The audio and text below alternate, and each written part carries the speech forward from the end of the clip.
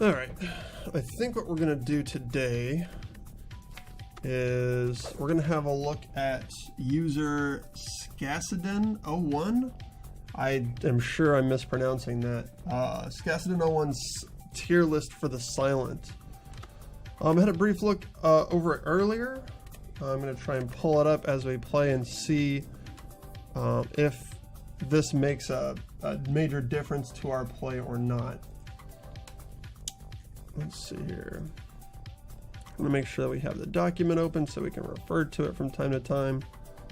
And rather than, I guess for the first part, let me say that up until now, the only dealings that I've had with outside information about this game have been to check the like sort of post daily reports when I do a daily.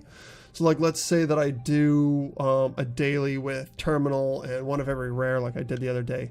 And I get through and win or not win, I check my score and other people's score and I say, okay, well, what did these people do or what did these people see that I didn't see? So I'll go check the daily forum post and see what combinations or cards or treasures that these people ran into, or what strategies do they use that I didn't use, so that I can see not how to beat it, because I don't really like looking up a guide that says this is how you win the game, but rather to find out what components of the game are people paying attention to that I'm not paying attention to, so that I can look in those same places and make some reads of my own to try and come up with my own strategies. And I was browsing for just such a purpose the other day, and I saw this tier list pop up. And he makes some choices that I don't agree with, and then he makes some cases for cards that I hadn't really considered. So what I'm gonna do is sort of pick based on this tier list a little bit and see if that doesn't improve my silent play. I'm fine with Ironclad. I feel like pretty confident with that character. I'm still sort of fumbling at the defect and trying to figure out what's cool about him, but he seems slightly overpowered to me, even though the mechanics are that much deeper for the defect. He's just got more randomness and more components to manage. I haven't had too much problem with his early ascensions, but the silent I really struggle on. Every ascension kind of takes me a long time to grind through. Something about the character just doesn't jive with me. So I'm going to try this tier list. And I'm just going to be kind of drafting cards based on partially their portion of the tier list and partially how he intends to use his tier list. So let me just give a brief overview before we start rolling through how he describes his tiers. And I'm just going to go over the top tiers here. So his tier 1, to summarize, they're good at all stages of the game, generally powerful cards that make substantial contributions to victory. You pick a tier 1 over everything else regardless of the deck that you're playing, okay? So that's stuff like Adrenaline, obviously. He puts After Image and Alchemize in here. I'm not sure that I feel that way. Backstab is probably right here. Footwork and Malaise, I'm coming around to agreeing with that. He puts Noxious Fumes in there, and I guess I would tend to agree depending on where you're at. And Well-Laid Plans. I haven't read all the way down, so I'm not sure what his case for Well-Laid Plans is. I've been happy every time I've gotten it, though. Then he puts things in a 1.5 tier list. The 1.5 tier list fit into every deck at some stage of the game, and they're for solving specific problems. And if you're at the appropriate stage of the game for a particular card and you're offered it, you should probably take it over everything else. He doesn't seem to suggest what that is, at least not in the broad tier. Maybe in the specific card he goes over that a little bit more. And then I'm going to read the tier 2 and tier 2.5, and I guess we're going to avoid cards in the tier 3, 4, and 5 sections. I think tier 3 he reserves for cards that can handle a hole in your deck, if there's a hole in your deck and you can't find anything else. This, by the way, before I keep going, the whole idea that you should have a deck that solves multiple different scenarios is something that I'm coming to learn about this game, or it's an idea that I'm working with in this game that's definitely not necessarily in Magic or other card games that I've worked with, other games like this, which have kind of like a random pool of powers or resources to draw from. Usually you want to specialize. You want to have a specific thing that you do, and you want to do it really well, and so well that other decks or opponents cannot handle that. And finding the pieces to that. So like, this is a game where a combo deck actually doesn't seem to be as powerful as something like what you would call like a mid-range or an aggressive deck. When they come together, they're great, but that doesn't really seem to be an archetype here exactly. Anyway, let me read the tier 2 cards he say fit into most conceivable silent decks at some stages of the game. They are generic rake cards that are usually stronger than the average card in your deck, but aren't powerful enough to compel you to choose them whenever they're available, like their tier 1 counterparts. They go from automatic pick to safely ignore based on the quality of your deck and what they can do to shore up your deck's problems. That's not a good description. That sort of says that they're good, but not as good as the tier 1 and 1.5 cards, which I feel like the number already suggests. So I guess he's saying pick these cards if you don't have a 1 or 1.5 there. Little vague language here. 2.5 fit into most conceivable decks at some stages of the game, but typically need help from other cards or relics in order to justify being picked. The ceiling is very high with the right support. So these would be, I guess, combo pieces. Even higher than cards in the tiers above them in some cases. Definitely combo pieces is what that's talking about. And you should pass on them based on 2 factors: other cards and relics in your possession, and the degree to which these cards enable other components of your deck. This is like 100% combo pieces is what that description is. And just briefly, he says that tier 3 cards are pickable in certain circumstances. They only solve some problems but are less efficient. So that's what he's talking about. So now we're going to roll through and start working on this game with these picks in mind. I'm going to pull the tier list over to partially block my stream, so if you're talking and I'm not listening to you, it's his fault, not mine. It's his document. I take no ownership of this whatsoever. All right. I hate all of these other options, so we'll just get a random rare card. Okay, so both he and I agree that Adrenaline is like the best card ever, and getting that at the start of the game seems extra strong. So regardless, win or lose here, let's be aware that we got pretty super mega lucky early on. So I'm going to do what I normally do, which is to take the path of the most bonfires. There's 5 here. I don't need to look at the rest of the map. I'm happy with that. 1, 2, 3, 4, 5. I don't give a fuck how you play it. That's how I'm going to do it pretty much every time until that strategy stops working entirely. That's just, I prefer to do the math that way. I get less relics that way. I have a better upgraded deck. Sometimes I decide not to do it just for funsies. But for now, that's how we're going to roll. That makes us hit no elites. So we're going to be like really starved on relics. Now that, obviously, we'll take that as a completely separate issue, right? If his tier list is good, his tier list should be good regardless of how I'm playing the game, presumably. Maybe it heavily relies on relics, but that doesn't seem, other than the 2.5 combo pieces, he doesn't seem to suggest that his tier list is only good for a certain set or strategy for playing the game. That's a good opening hand there. 3 strikes, hooray. We'll hope for a block and 2 more strikes, maybe neutralize to take 0 damages. Or we'll just play Adrenaline. That's just good, right? Alright, so we will, doesn't matter what we play here, we're good.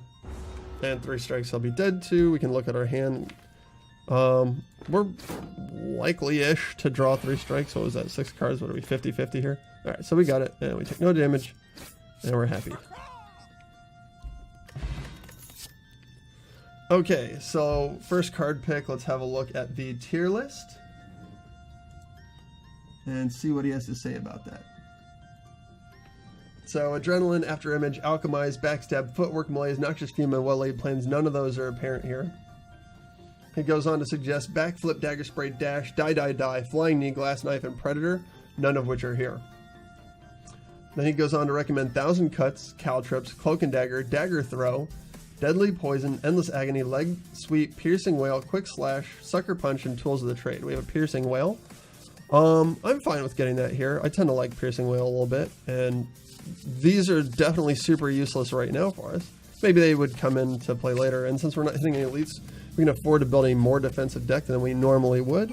But we're going by the tier list here, so we're going to abide by his laws, his rules, his way of thinking. Neutralize that and take no damage. Sick. Really happy to get that early Adrenaline. So perhaps what we can say is, with that in our deck, despite my terrible plays, which you're about to see here in a second, despite my terrible plays, that should give us an opportunity to see more of his strategy in action, because it'll be pretty hard for me to fuck it up so bad that it can't be brought back by the include of an early adrenaline there. That should allow us to go through more of the game and see more of the tier list's applications on our particular... God damn, what are these draws?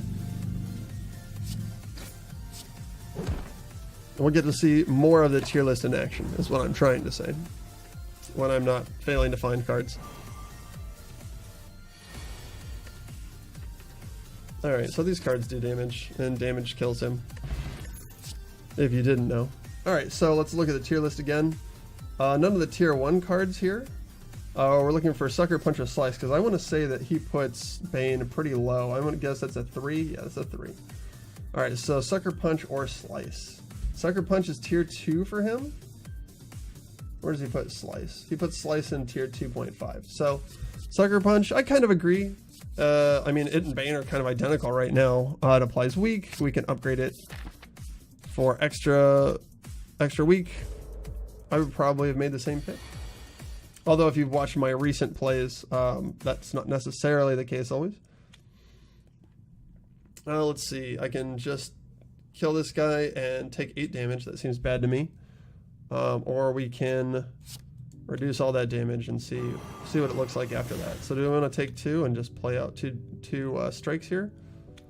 Not taking damage seems good, but I forget what this guy's going to do. Probably weaken me. That's super annoying.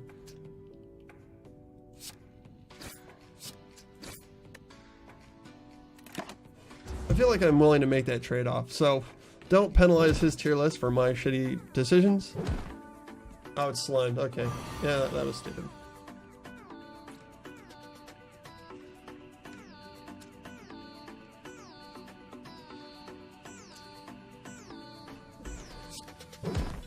That seems right. I'm just gonna want to not take damage here, probably. And it's gonna be a fight that lasts more than a turn, so doesn't seem to be much point of. Then we're just gonna straight cast the cards as we see them. Wow, great, really good there. I don't know if that just did nothing or feels like I should have had more cards.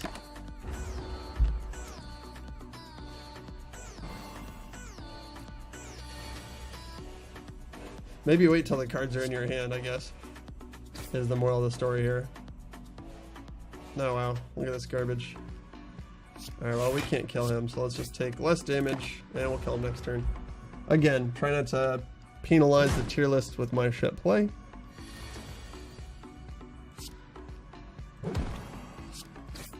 Generally good to see all your cards before you start making decisions. Okay, so this will be interesting. I kind of hate all these cards, but let's see what he has to say. So I'm guessing Masterful Stab is going to be low. No? He puts Doppelganger in 2.5. He puts Deadly Poison in tier 2. Where does he put Masterful Stab at? Is it not even on this list?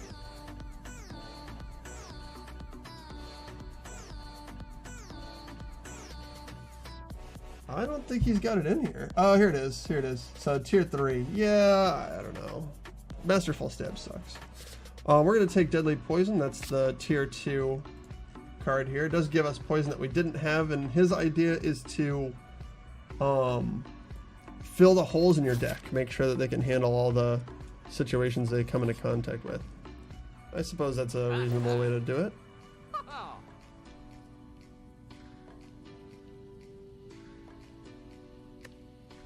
So I guess what we should do here is see if there are any tier 1 cards for sale here. And we could save our money for relics, which is what I normally do. But let's see what the up or downs is on these prices. So Adrenaline, After Image, Alchemized, Backstab, Footwork is a tier 1 card according to him. So maybe we shouldn't avoid our chance to grab that. So let's buy that, assuming that it's worthwhile. He doesn't rate colorless cards, obviously, so we won't be fucking with those.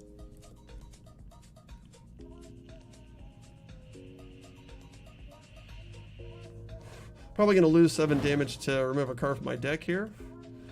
Let's see, we've got Footwork, Sucker Punch, Deadly Poison, Survivor. I'll probably remove a Strike here.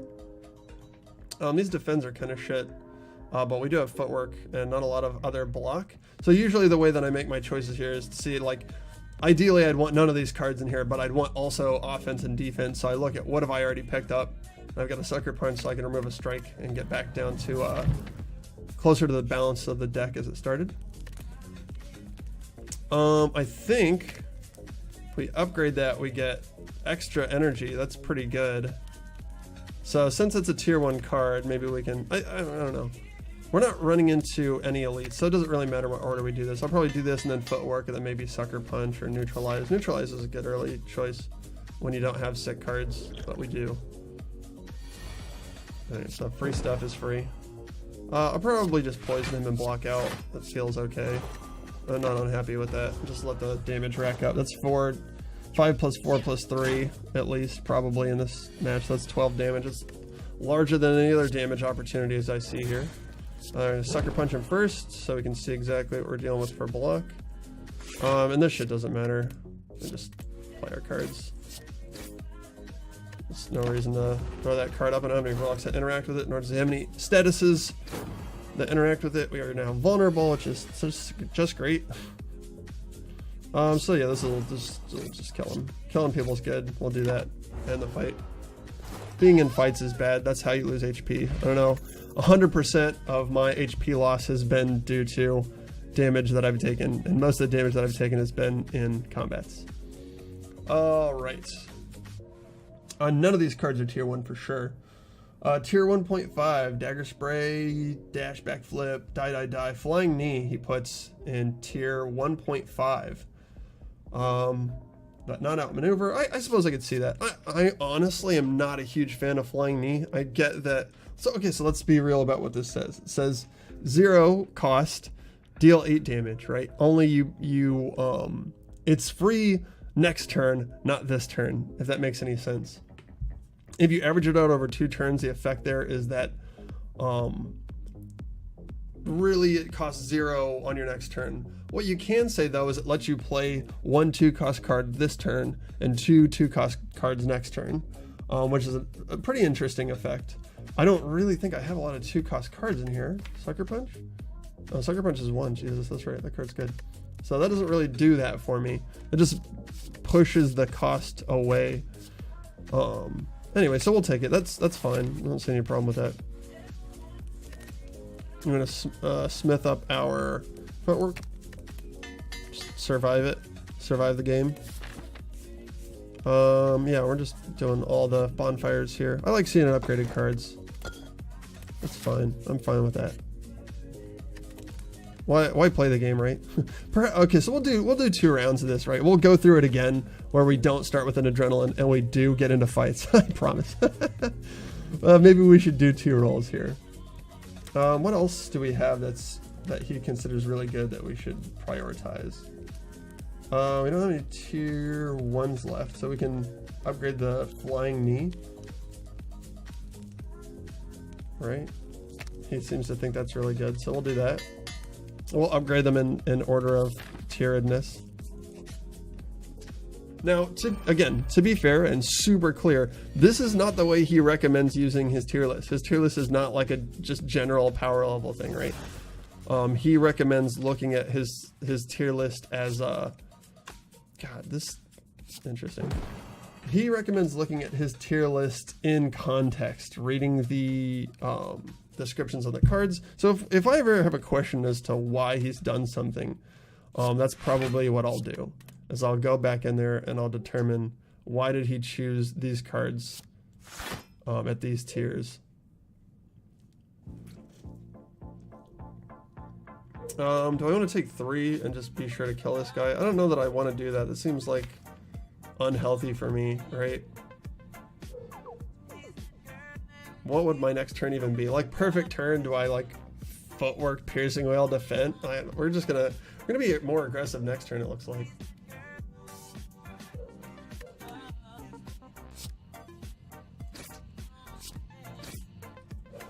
So I'm going to choose to, expecting that aggressive turn. Am I going to get weakened? No, he's going to slime me, right? That's what this does? Yeah, okay. So I'm going to choose to hope that my aggressiveness wrecks this guy and that this guy does a status. He fucking doesn't, because these guys, this shit, every time I see Looter, he fucks something up. I swear to God. He's just the worst asshole. I guess I can neutralize this guy. I think I might actually get an additional point reduction. Due to his number, but if we piercing whale, we'll probably see something different, right?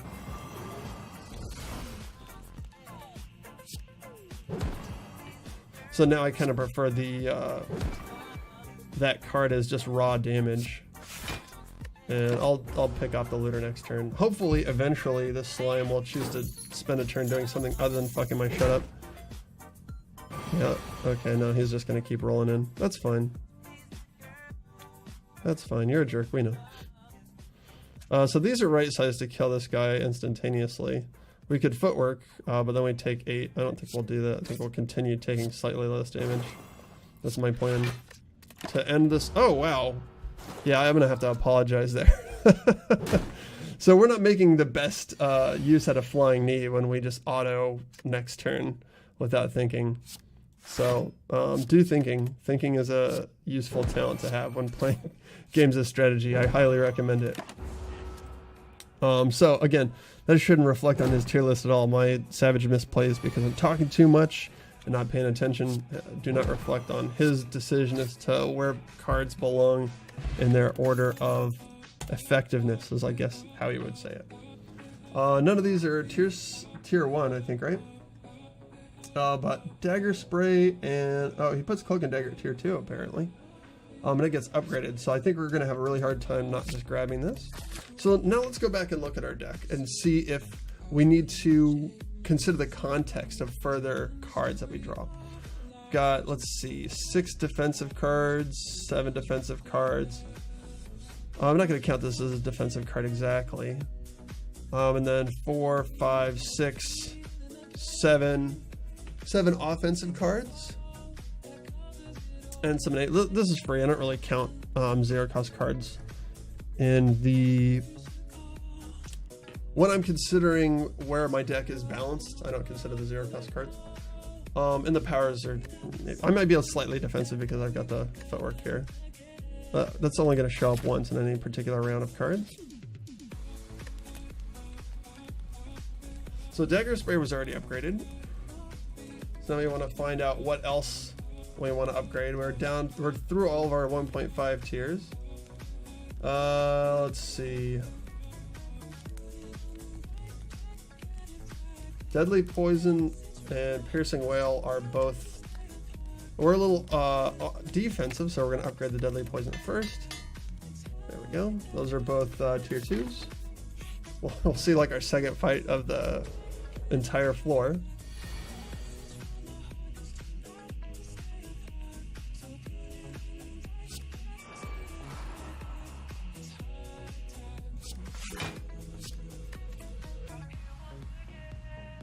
Yeah, I'll take 2.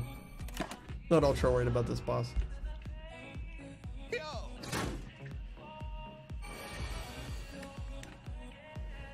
So we're just going to cast Adrenaline. We know it's good. We know that this is highly recommended, so we'll cast that as well. I mean, that's for area effect, really, is why he's adding that, but we get it. We get it here. So then we'll play all of our cards. There's no reason not to play the cards now. We even had 1 energy left over, making this pretty inefficient, and we have 7 block left over. Super inefficient turn. There we go. This kills him. And we'll just move on.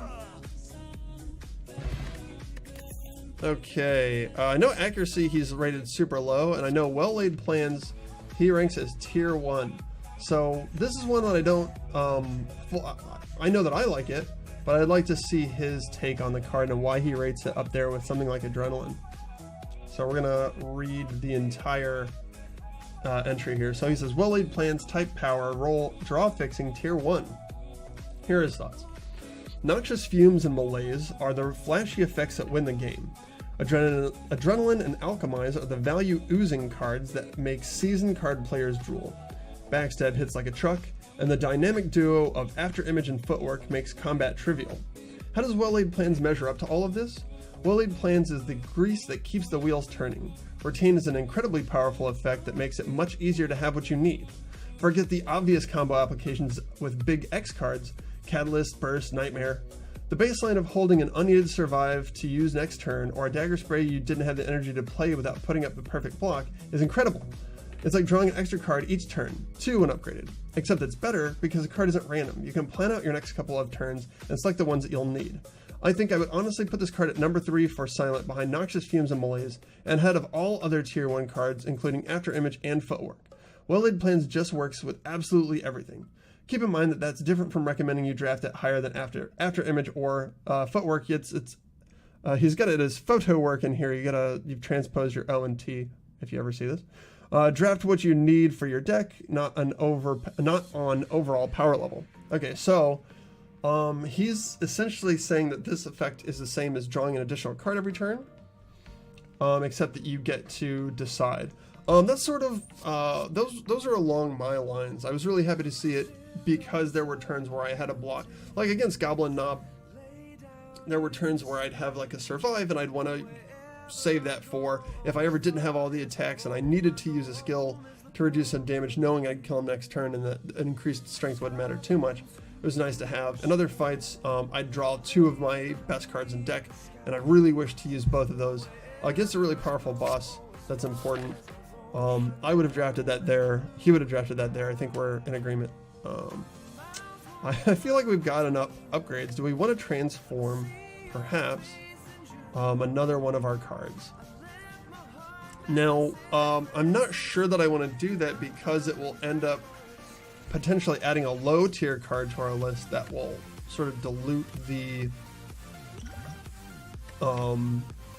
the showcase, right, of his effects. I think at this point we're probably safe to remove another strike.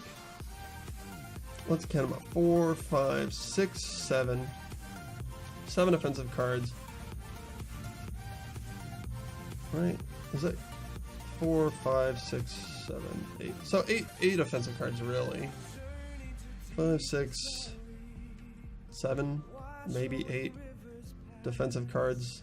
Yeah, so I think we were fair to remove a strike. I think that's just going to show us more of the cards we're looking at here, so I believe that I'll choose that. Again, you know, if this is a terrible mistake, don't let that reflect on the tier list, but rather on my own terrible plays. That's me, that's not him. Alright, so here's Hexaghost. We've got a small deck, that's not great here. Not ultra worried about it. This guy's not world's best fighter. And at first turn Adrenaline with a Footwork seems okay. We'll poison him, we'll Sucker Punch him, we'll strike him. Defends are irrelevant, but we'll play one just to see cards appear. Oh shit, okay, so I could have kept that Sucker Punch for next turn, which would have been really cool because then I would be able to apply Weak to him on the turn where he goes ham. If you don't know what go ham means, it looks like this. You put a bunch of green fucking fires on you, do a jillion damage. And I don't have a way to apply Weak to him. That's going to make me take more damage than I'm really super thrilled about taking. So we're going to do damage to him and just block some of this damage. I think after this he's going to become a little wiener, so we're just going to ditch the defend and hold on to a strike. Really what we should have done is looked at our next turn, but yeah, we already have a defend there. Maybe another strike would have been good. I'm still pretty sure that this is fine. Okay, so I can keep Piercing Wail or Neutralize here as a way to reduce the effectiveness of his later turns. So I'm just going to hold on to that. I'm going to block out. I'm going to end turn, hold Piercing Wail. So now I've got it on tap. So that's the power of, I can hold 2 cards a turn. That's neat. So that's the power of that. So what I'll do probably is just not take any damage this turn, maybe. It has such a large effect when he rotates entirely, though. I might not wish to do that. I might just play my defensive cards. I don't think it matters for me to take 1 here, though. So I'll keep that Piercing Wail. It'll probably be more effective later. Oh, whoops. Miscount there. We'll keep both, because we fucking can. Look at that. Doesn't matter too much.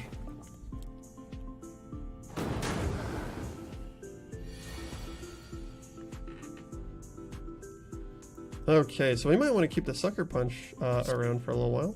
It's no longer vulnerable. Like any defend is enough here to save me in this. Oh, let's use our Flying Knee rather. And we'll end turn and we'll keep our 2 defense cards. We'll see more strikes and defends. Those are not exciting cards.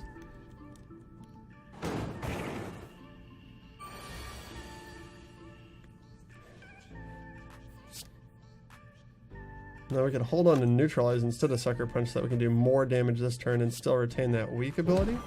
I like the way that sounds. I probably want to throw up some block here just so I don't take as much damage from the burn.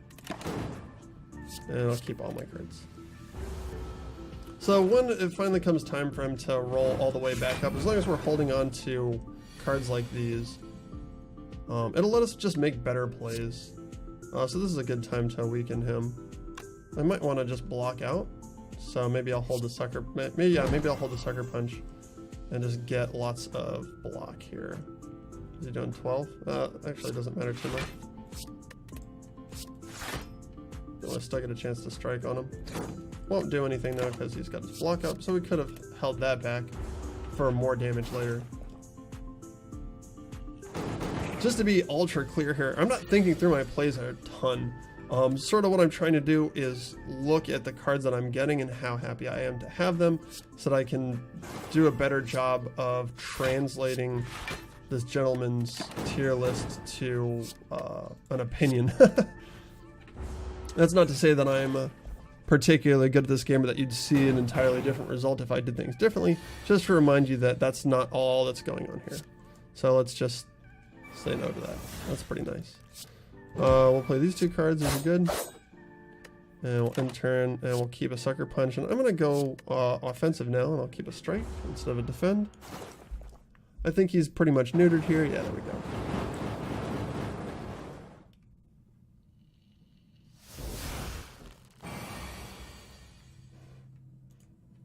And we'll just go ahead and stab him a couple times. There we go. Alright, so looking back at the tier list, I think Glass Knife might be up there too. That's probably a 1.5 though. So we've got a hard choice here.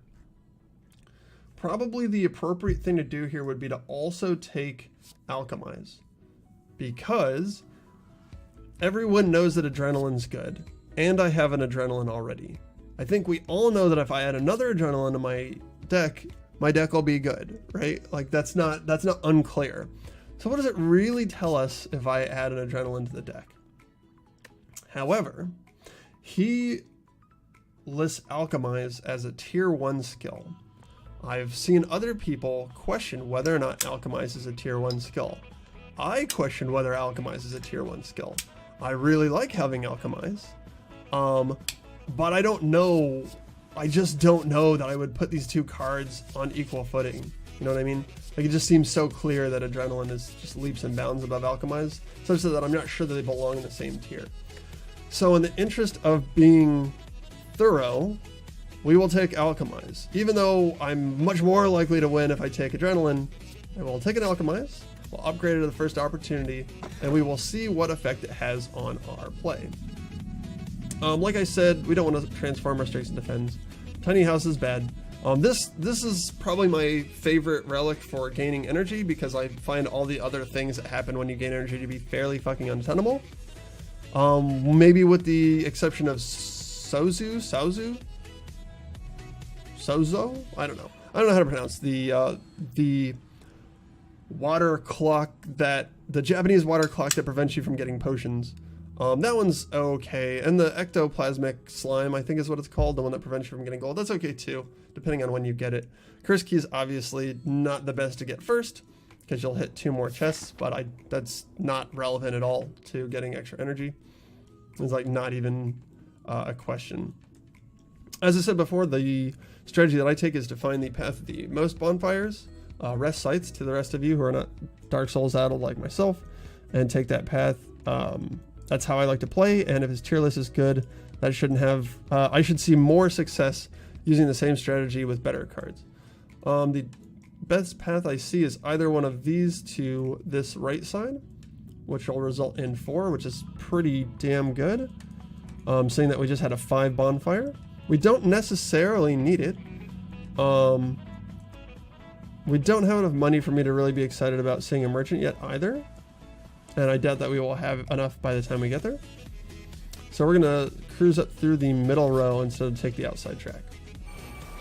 So luckily, one of the things that he talks about is covering your bases like this. Now, eventually this guy, oh, well, screw me. Okay, so I should have done this a little backwards. He's got enough to survive this, and I always forget when I fight Spirit Guardians that they've got Artifact. So I apologize, and then let's continue. One of the things that he talks about is being able to plug holes in your deck. And this guy is definitely one of the places where if you don't have a way to deal damage that's either what I would call spike damage, doing a lot of damage all at once, or being able to do damage through block, you're going to have a hard time. He does 11 and then 11 times 2 at this stage of the game where I'm at. That's kind of a lot. And just grinding through his block is sort of a pain in the ass. So I guess I have to agree with that assessment here. It doesn't really matter what I do here because he's just going to grind that block back up. I could Piercing Whale to remove his artifact, but I think my Neutralize will do a better job of that, and I'd rather have my Piercing Whale still on my deck to avoid 22 damage and bring that down to something like, oh, I don't know, 10. Here it is. So that's cool. So we'll play our power, and we'll Adrenalize. Okay. Well, yeah, maybe should have held that. This is not going to do a whole lot. I can take my steroid potion now to bust through that block, but like I said, that's not what we're supposed to be doing here. What we're supposed to be doing here is killing him with poison and just avoiding damage in the meantime. Now, I haven't seen our footwork yet, so I'm guessing. Yeah, I'm guessing that we're going to struggle a bit with that. I'm going to hit 18 block this way. So do we alchemize? Oh, so let's talk about this. Do we alchemize here instead of playing 3 6 blocks? 3 6 blocks, 18 will take, out of 22, will take 4 damage. Or we could take 10 damage. I have that right? Yeah, we can take 10 damage and have a potion. So is a potion worth 6 damage? Well, if it heals me for 10% of my health, yes. If it saves me, if I get like a block potion, I get 12 block out of it. Sure. A poison potion even might overall reduce the total amount of damage that I'm taking here, but I could just as easily get like anything, you know? I guess I'm not convinced.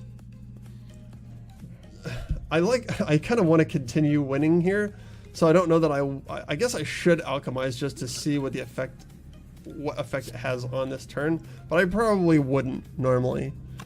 So I guess what's the question here? Do I do this to show what could happen from the RNG, or do I just take 4 because I want to keep playing?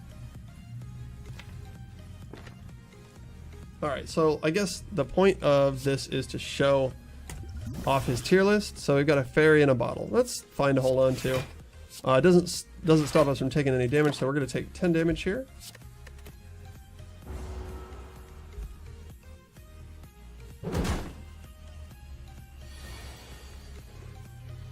So I'm a little low, I'm a little light on potions, so I'm kind of happy to get a potion. But I suppose what I would say, they're doing a little damage to his block. I suppose what I would say is that I'm not sure that I'm happy to have this potion rather than my 6 life. I'm a little bit happier than I would be if I had full slots, right? So I'd really like to not take damage here. Let's see, I can get, I can play kind of a lot of block cards actually. Thanks, extra energy. You're the best. I'll just stab at it. Oh, we should have kept that.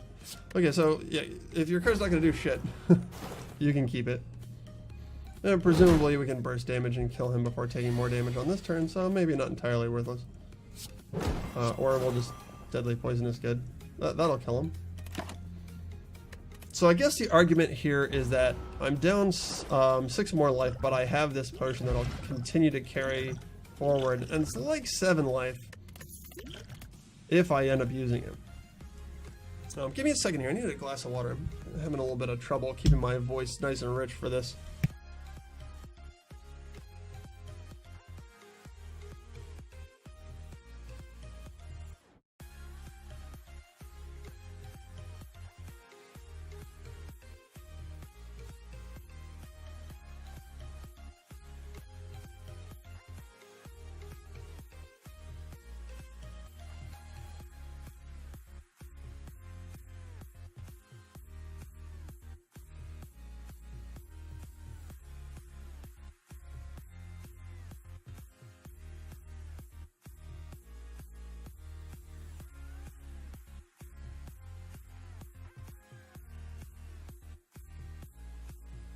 Okay, so we did not get water. We instead got a beer, the last in the fridge. This is called 1947 Premium Lager, and this is a fairly cheap beer that my friend found in a liquor store while playing what he calls beer roulette, which means to just buy whatever he thinks looks good and hope for the best. And for cheap beer, this is surprisingly refreshing. We are obviously not sponsored by whatever the hell company brews this, which is unclear. Perhaps just the name of the beer is the name of the brewing company. Please drink responsibly. You know, local laws and statutes apply, etc., etc. You saw the mature warning when you click through this channel. Pretty refreshing, kind of tasty for cheap beer. I personally prefer a little stronger Belgians. And don't drink much anymore, but I am thirsty for something that's more flavorful than water, so this is what we're going with now. Alcohol impairs judgment, so also an additional difficulty for his tier list to work through, so keep that in mind. That's not his fault. My guess is that Cloak and Dagger is going to end up being higher on his list than these other two, but let's have a look. It's not tier 1, none of these are. Let's see, not 1.5. Cloak and Dagger is at tier 2.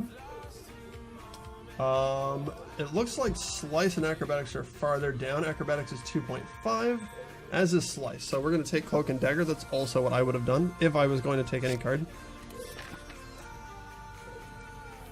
Alright, and we'll just keep rolling on up.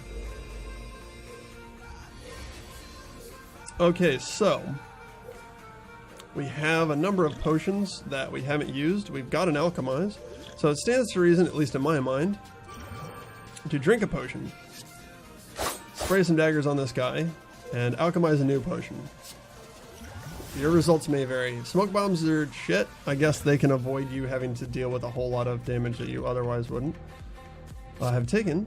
I'm just going to stab this guy, because I'm all strong, and he's not doing shit. Pretty good first turn against this guy. I find that this fight tends to drag on so long that eventually my deck takes a shit and I end up taking some damage that I wouldn't normally take. We're continuing to see strong cards. Alright, so I would like to take less damage than all the damage. So I'm going to start with the I don't have to make any choices. No choices to make here, and we're not retaining cards this turn either. So I can't even fuck this up for him. Sick turn, bro.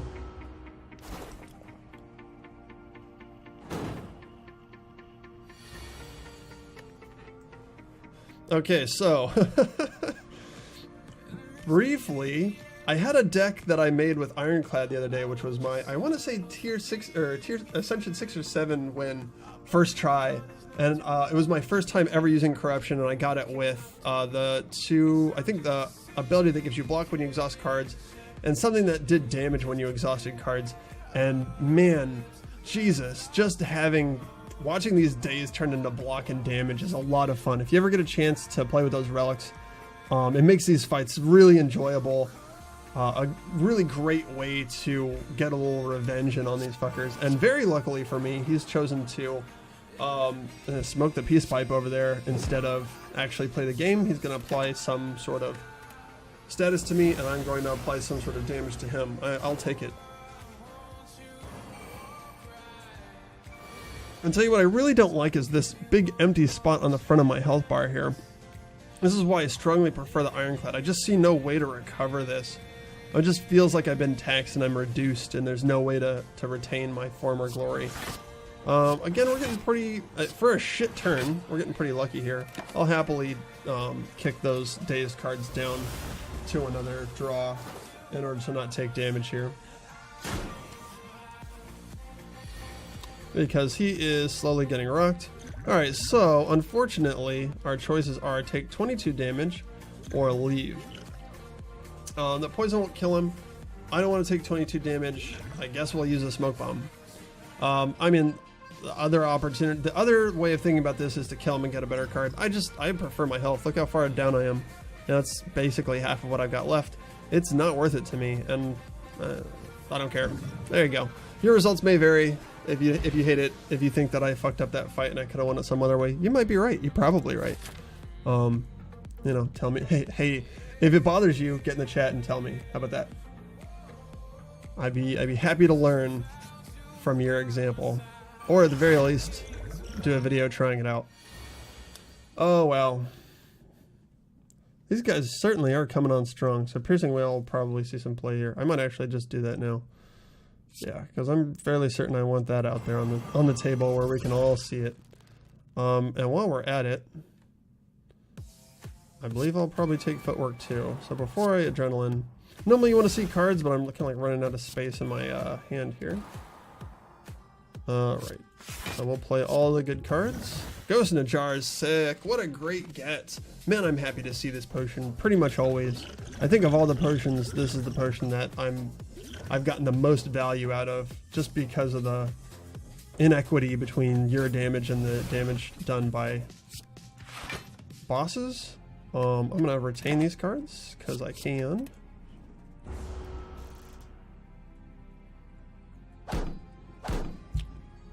I'm starting to wish for a source of vulnerable in this deck. So one of the things that I feel like I'm missing right now, which is perhaps part of what he's talking about, is a source of damage. I'm not doing great damage. I'm surviving, but as you can see, their damage is going up and my output for damage is not going up, which is resulting in me taking a lot more damage than I'd really like. So one hole, to use his terminology, that we wouldn't mind plugging in this deck is damage output. So maybe we're going to be looking at the tier 2, 2.5, and 3 even to get some more spike damage. If we play 3 cards, we can gain 1627, which will be more than enough. So that's what we'll do. Yeah, that's actually a right size, and we can keep 2 blocks for next turn, so we will. I'm trying to make slightly less misplays, or pay slightly more attention as we ingest more of this premium lager. What the fuck does premium even mean? Can somebody explain that to me? Like, academically I understand, right? We're gonna have to take a side trip here. You're gonna have to just deal with the rant for a second. Premium with a / is a URL apparently. An amount to be paid for an insurance policy is the first, according to dictionary.com. A sum added to an ordinary. Okay, so we're looking for the adjective version of this, please. Noun, adjective, of exceptional quality or greater value than others of its kind. Superior, or of higher price or cost, or of or relating to premiums. Sorry for the double preposition there. You can ignore that last one. So I guess the operative description of premium is of exceptional quality or greater value than others of its kind. Superior. Can that apply to every fucking... Like, is this really a premium lager? I guess actually, according to that definition, I have to say yes. If others of its kind means cheap beer and not beers. If we're talking about beers in general, I can't say that this is premium in any stretch of the imagination, but for its price and for compared to its competitors, I actually have to say that that's an appropriate adjective. However, I still raise the objection that that word is being used way the fuck too much, because like two things can't like, how many things can be premium in a category before it's definitely a lie, right? And you know, it's definitely a lie. This is a marketing play, right? Apologies, I have issues with advertisement. I have issues to work out there. So we're going to play the good cards and probably take some damage. I think that's better than spending our potions quite yet. We could straight apply weak. I don't, did we didn't upgrade our alchemize yet. Yeah, so it's exhausted. We won't replace it. We'll take 4. I accept. Accept your terms, sir. I will say this premium lager is not doing everything that it could to parch my throat. Okay, so these are fine. Can we like be done with this soon? Let's see, 20. Not super thrilled about that. Gonna block some. We're gonna spray some. We're gonna poison some. I guess I can just run it out on this guy. And I get to keep my 2 strikes still. Taking more damage than I'm fully comfortable with. Really prefer to try generally to avoid taking any damage if all possible. Man, these guys... Okay, so the clock is starting to tick here.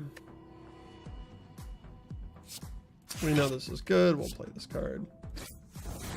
And now we're going to want to stop getting punked out so hard.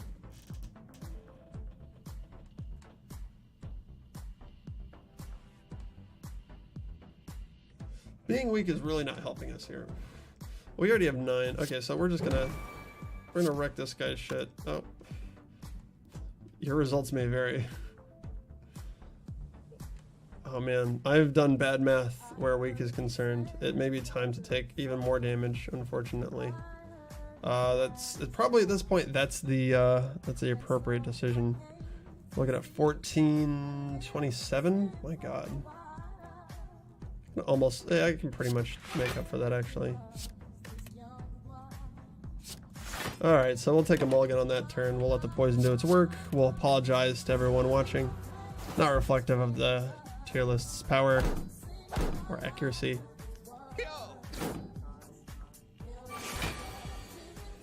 Alright, this time for sure. Am I still weakened? No, that still isn't enough though. There you go.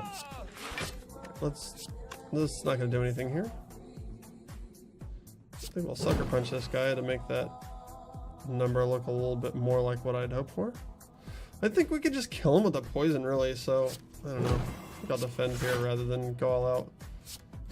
We can get a little damage in on him with the shiv. And we're only holding 1 card. We could have held the shiv, I suppose. I don't really see what that would have done.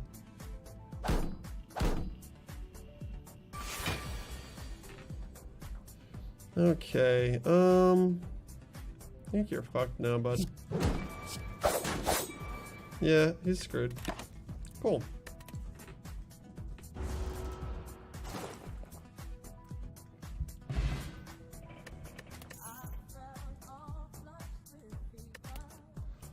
Okay. So, quick side note, setup does something very different than what I originally read it to do. And I've actually been having a lot of fun playing with it. I don't know that it's a good card. Actually, I think he's rated all these cards pretty low. I think Wraithform is down at 3. Really surprised me. Yeah, really surprised me when I first read that. It's obviously not good at the beginning of a fight, but near the end of a fight, it's the best. Like, you just stop taking damage and you're able to go all out. I can see where you'd lose games because you misjudged this, or because you needed it, but I can't really see rating it as a way to round out a deck that you don't have that ability in. It just, even with a defensive deck, it lets you change gears a little bit. Anyway, so we're gonna find out where these cards are on the tier list. I know they're nowhere near tier 1 or 1.5 here. Let's see. Dodge and roll? No. Setup? No. Wraithform? No. Okay, so 2.5 perhaps. Dodge and roll is not in there. Setup is, and Wraithform is not. So he actually rates setup a little bit higher than Wraithform, so we'll take that. I'm actually going to read his reasoning there, because I'd be interested to see what he has seen in setup that makes it so highly valued. So his comments: setup, type skill, roll, draw, filtering, tier 2.5. And his thoughts: setup is pretty hard to justify adding to your deck without immediately upgrading it, but setup plus is kind of a one-shot, well-laid plans that also saves you energy for next turn when you play the card. It's a fine card to use to prepare a big energy attack, and while effective next turn clause of this card, you don't get to use the target card until next turn, is a problem for reasons previously explained with Outmaneuver. Setup Plus makes up for it by fixing your draws so that you're more consistently finding and deploying your useful card. Declines in usefulness as energy increases. So perhaps you would have rated that slightly lower now that we've got the Cursed Key. And he's essentially using it as sort of like a well-laid plan. It's like smoothing out his curve, getting his cards at the right time. So we'll try and use it that way. Personally, I probably would have taken the Wraith form. Well, let's see. Normally I would take the Ajaxed here, but I'm not sure. I think that might adulterate a bit our deck. Yeah, I don't know that we're looking to lose 3 health every fight, and or adulterate our deck with an additional status. Oh, here's an asshole. Okay, what do I want to have? Be free for sure, and for sure be usable next turn. Man, I'd like to keep neutralize in my hand actually.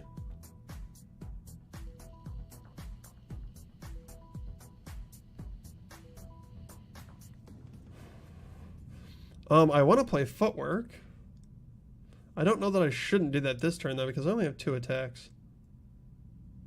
I think I will. Actually, I have a lot of energy that I'm not necessarily using. Alright, so we'll probably put a defend in there. Just to have it, just to take less damage.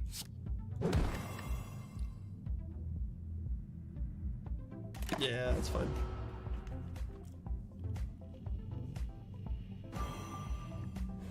Also, his tier list is not responsible for any punishments that RNGesus lays down upon me for being shitty at this game. Your results may vary, yada yada. Totally unnecessary. Alright, I'll just do some damage and take no damage. Sounds good.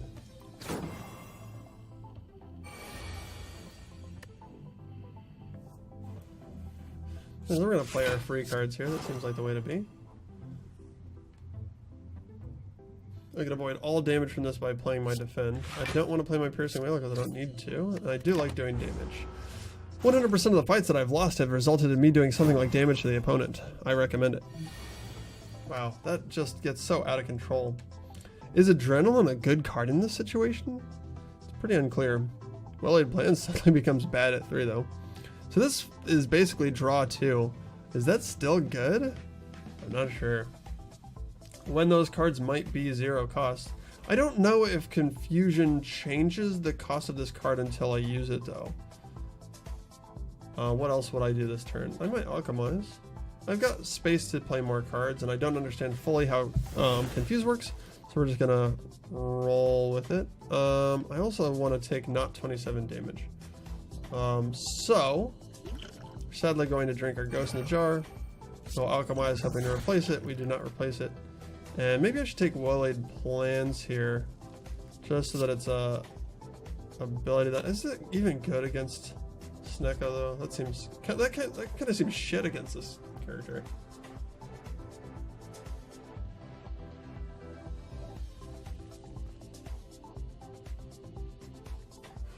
Yeah, what am I retaining? Cards that have changed value?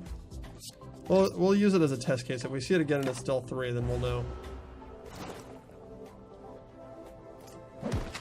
Well, I suppose I should have survived to avoid that 1 damage. I know you'll forgive me. Wow, fuck. This is probably fine, right? Yeah, it's only 4 damage. That's fine. We'll just get in there. Getting in there is good. Almost 100% of the fights I've ever won have resulted from me getting in there. Alright, so setup seems to have changed cost. Free strike. I guess that's pretty stock. It'd be nice if I wasn't so vulnerable right now. We're just gonna deal damage to this guy and see what happens.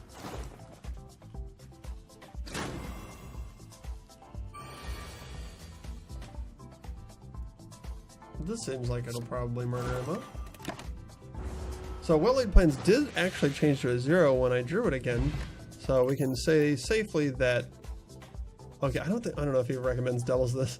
we can say pretty safely that Confuse only affects the cards as you draw them, I think.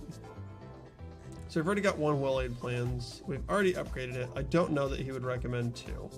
It's pretty unclear. Let's see how he rates these cards. I know he rated Crippling Clap pretty low.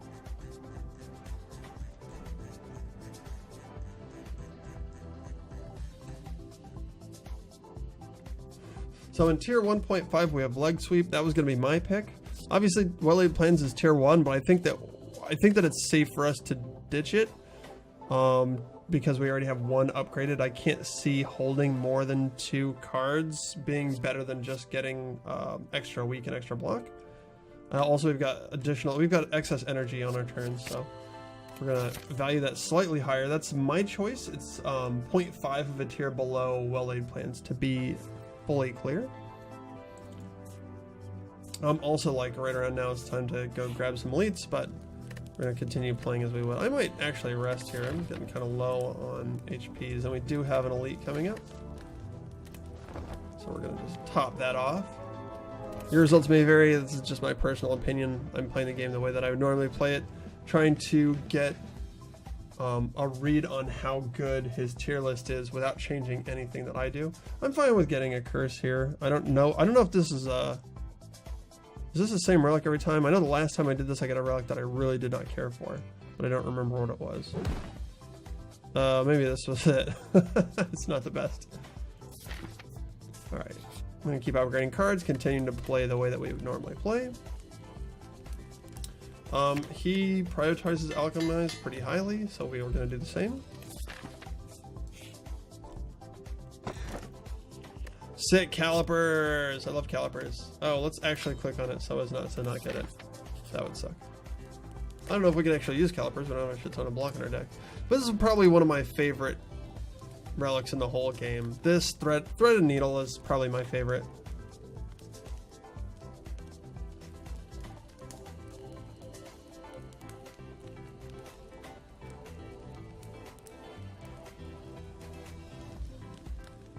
So I upgraded Dagger Spray. I'm looking for other tier 1.5s that we have here. We upgraded Flying Knee, so we'll upgrade Leg Sweep now. It's a pretty good upgrade.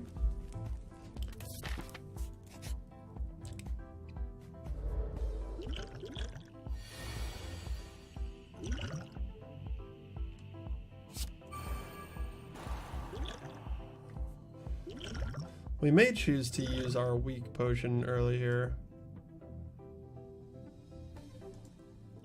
So this guy's doing more damage, but I generally tend to wipe him out first. He's sort of annoying. So I'll probably, yeah, use that here. And I will probably Footwork, Cloak, and Dagger Defend.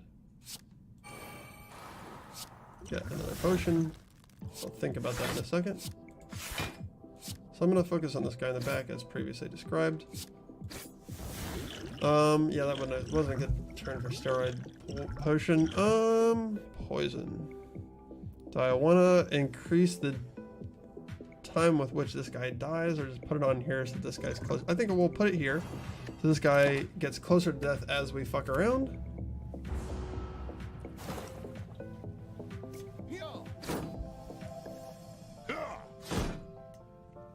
And we take 13 damage, which is not great.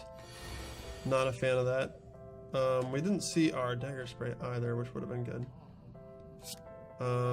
Fine with spreading weak around here. I don't know that I actually want to set up anything. This is 7 damage I can apply here, or apply weak to this guy. It's only 1 turn though. I'm gonna say no to that. And poison is best applied to people with poison already. This is just a sort of a shit turn for us. We're gonna keep setup rather than play it. And take another handful of damage. Possible misplays, possible bad RNG, possible deck being sort of full of holes. So there's a Dagger Spray. I feel like it's time to drink the Steroid Potion just to stop the bleeding a little bit here. So he's dead. He's dead. We don't need Piercing Wail yet.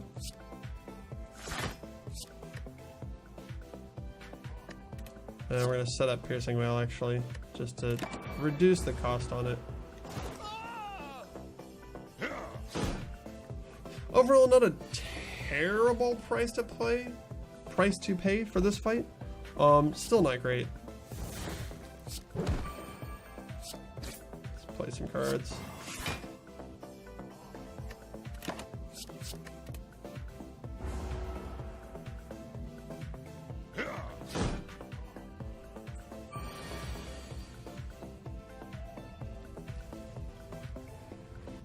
Oh man, awkward draws. Probably keep piercing well and leg sweep, honestly. I mean, I don't know. Leg sweep lasts for a while. Just apply those statuses to them. We'll draw it again, probably before they wear out. We've got defend.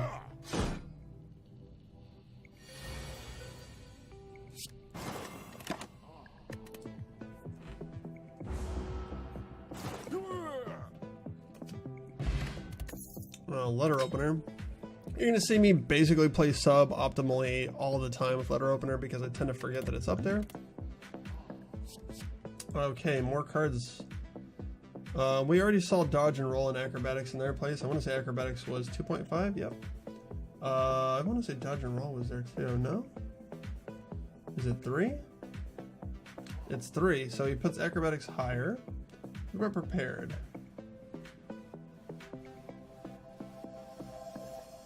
I guess that's a 3 as well. No, 4, 5. Where do you have this?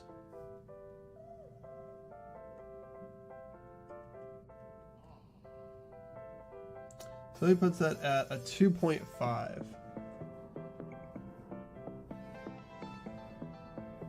I'm guessing. So that's in the same. It's in the same section as acrobatics. So now we have to ask ourselves, would we rather have acrobatics or prepared in this deck? Prepared is essentially like a non-card, but when you upgrade it, it becomes a like a deck size -1 sort of. But that is also technically bad against certain enemies. Acrobatics is also technically bad against certain enemies and has a cost, but it gets you more cards. I would tend to favor acrobatics in a deck that desperately needs a linchpin card, which I would not say this deck is. So I'm going to take prepared and upgrade it soon. I think that actually ends up being the better play. And we'll apply all of our 0 cost. Another smoke bomb. Yeah, so this is kind of too I mean, the first smoke bomb essentially was way more health to potion ratio than you usually get. Although it cost me a card. But not taking 22 damage is essentially like a great effect out of a potion in my mind. I mean, you can get up to not taking 60 to 90 damage with it if you're fighting a boss and you fucked up really bad. If it's like Ghost in the Jar. But other than that, like, I sort of struggle to reach that level of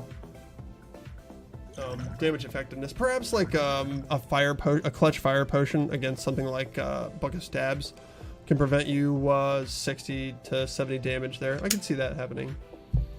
But ultimately, like, yeah, I'm not usually hoping to use smoke bombs. I don't want to do that. I fucked something up if I did it, but it's not the best example of why you would use Alchemize, let's say. To be fair, what we got out of Alchemize so far, I want to say it was a steroid potion, the fairy in the bottle, and 2 smoke bombs. We can go back and check the tapes later.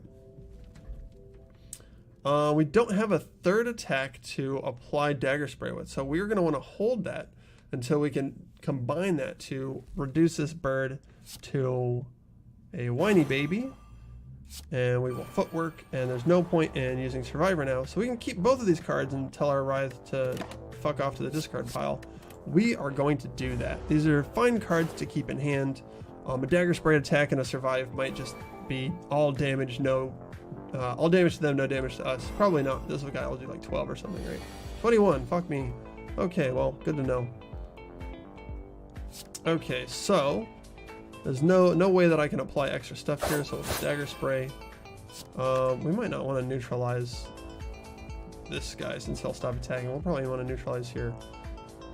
So we are going to cloak and dagger. We'll shiv here.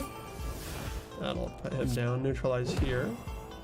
That makes our leg sweep less efficient because I guess it's just 18 block and weak. What is 15? So we can just straight up defend here. and hold these 2 cards for next turn. I like that a little better. That's what we'll do.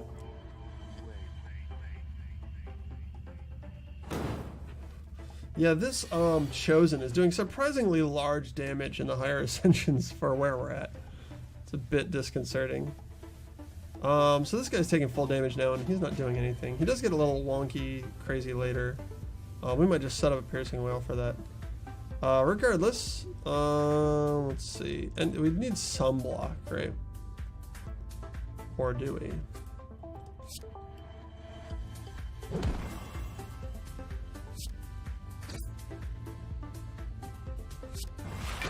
Yeah, we do. So we will set up. We can set up our leg sweep actually. That seems somehow better. And we're only holding 1 card, so it's possible that we've made some misplay there. I don't think so though. Hey, you tell me if it bothers you. Get in chat. Alright, so we got our free leg sweep. So this is the really cool thing about setup that I didn't understand until recently, and why I kind of agree with where he's got it in the tier list, but also why I kind of like playing it. We're probably just gonna rock this guy this turn. This stays at 0 cost until I play it. It's not next turn, it's not this turn. It's until it's good for you. So as I retain it to the next turn, it's just a free on-tap leg sweep that doesn't get gimped by a loss in turn here where I didn't need it. So now it's free this turn. I just play it. I take less damage. It's good.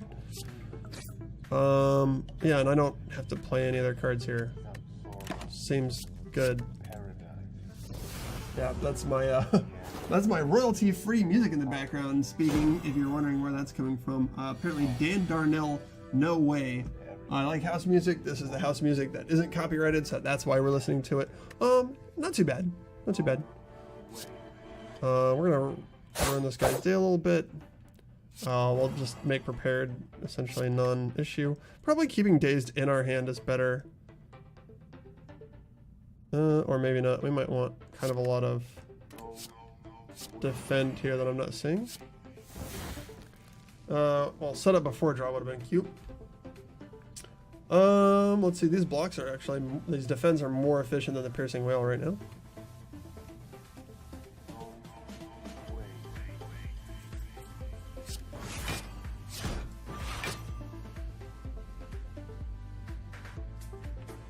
I don't see needing Piercing Wail, so I'll probably just use that now.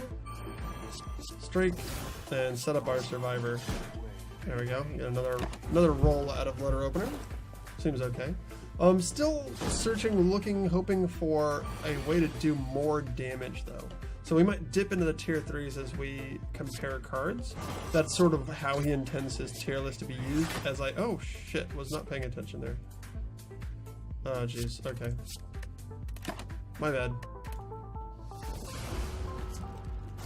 So should have held the Survive, obviously. It doesn't do anything there for me. And luckily he fucks off and does nothing this turn. That's good because we did not draw any cards.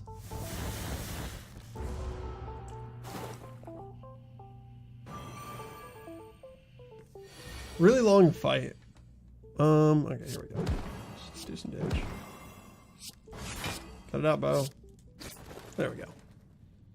Okay, I'm done. Okay, so I'm pretty sure Malaise is tier 1. I'm also looking for that effect. I'm really looking for damage, but Flechettes is probably not it. Let's look at our deck and see how skill heavy we are. Pretty skill heavy, but still. I think what we might do is, because I have my own thoughts about Malaise. I like it upgraded, although I tend to pass that upgrade off till like near the end of the second act rather than early on. Not that necessarily he's recommending that. 1's always good. It's a good way to neuter an enemy. 2 is pretty good too. But usually, like, if I'm taking Malaises, I'm building a deck kind of around that idea, and he seems to like it as a tier 1, like one of the best skills ever. So let's read his thoughts. I think this is pretty important to know what he thinks about this card. So his comments are: Malaise, type skill, roll, damage mitigation, counterscaling. Counterscaling being, I think, the operative part here.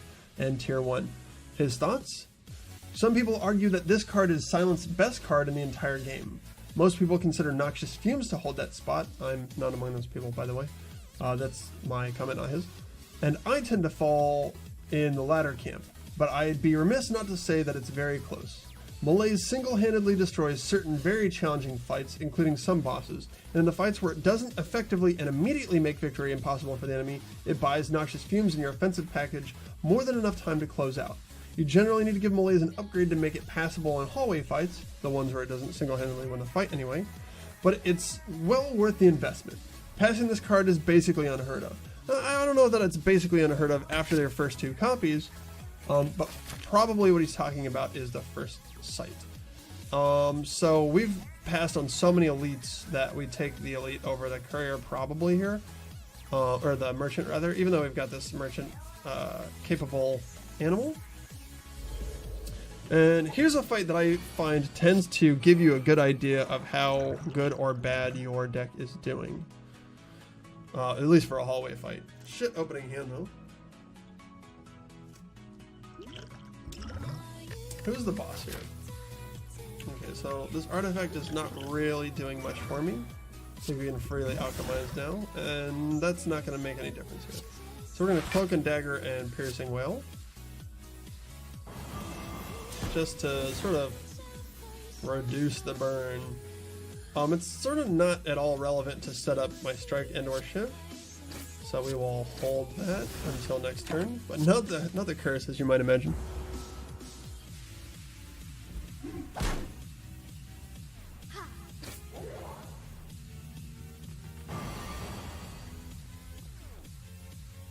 Okay, so we don't want a leg sweep now, so this is a great time to set up our leg sweep. Then we are going to Steroid Potion this Dagger Spray, because that's a very efficient source of damage. And I hate having priests hang out and heal this guy. Fuck you, priest.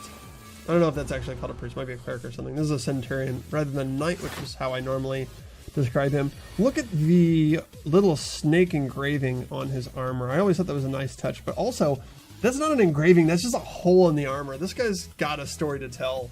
Little whales or ghosts for the eyes. Very interesting. Not sure exactly what's going on here. Okay, sick turn. Check this out. We weaken him. We leg sweep. And we malaise. And now he is just done for. That's it for him in this fight. It didn't. So because of the 0 cost leg sweep, we were able to really stack the weaken, really block, and really go after him. Just taking him apart.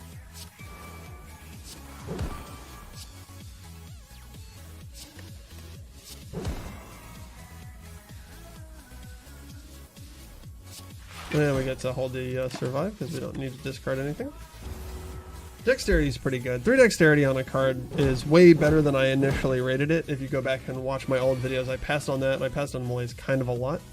I have changed a lot of those positions since then, I would say. Definitely resulting in me having a much better win rate. Not that it's good. I'm having much better. So okay, so here's a good chance for me to talk about how I feel about this tier list so far. I'm having a much smoother time of it than I normally do. I'd say I would probably tend to agree with some of these picks, and possibly, as expected, listening to a more experienced player has resulted in us having a better perspective on the game. What I'm doing right now is kind of just copying him, which I sort of hate to do, but in the interest of gaining new perspective on the game. I don't agree with all of these choices. Maybe I'll talk about it a little bit more later. But this is good to do every once in a while, and tier lists are not. I'm sure this is ultra debated and is definitely debatable. So I wouldn't say that this is me just copying another person's way of playing this game so much as checking their perspective. I've played enough of it where it's time where I've kind of formed my own opinions, and now some of those are being challenged. I'm not sure where he puts Dagger Throw. I believe Deadly Poison was tier 2, and so was Cloak and Dagger. Yep. And where does he put Dagger Throw? Dagger Throw is also tier 2. At the moment, we are searching for a source of damage. This comes upgraded, but we're not having trouble upgrading things. We might want to rest soon, though. So these are all in the same tier. So how do we determine what we want? We already have some poison. Poison's better. In my opinion, poison's much better when you cluster it. Yes, it's a hole that you can fill where you're not getting wrecked by things like the Spirit Guardians, but it's also a potential path to offensive capability. The more defensive your deck is, the more reliable that is in a hallway. Not great in a hallway, for sure.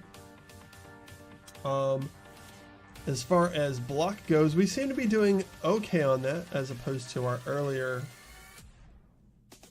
scenario. But we're still missing damage, so we're going to take the dagger throw purely as a source of damage and a bit of deck filtering. Now we've got to survive this fight, but we have a smoke bomb, so if we fuck up extra hard, we will be able to avoid paying the full consequences for those actions. Clutch Piercing Wail.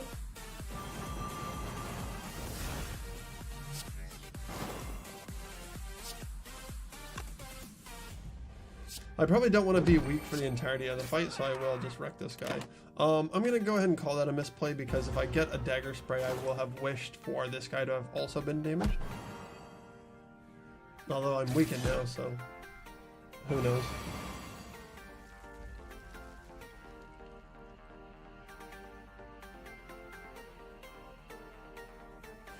It's going to be pretty hard to deal the damage that I need against this guy.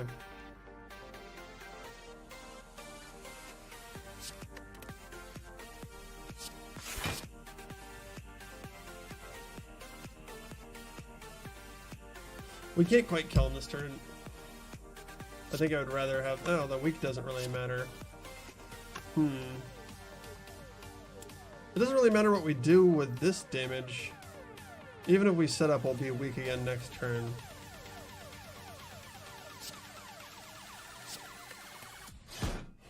I'm going to get the damage off of Letter Opener, and I'm going to set it up for next turn just because I may wish to apply it to this guy next turn. I think Dagger Spray kills that guy now, so we'll shiv over here. We are very displeased to be weakened again. Wow, Jesus. They're coming for it, huh?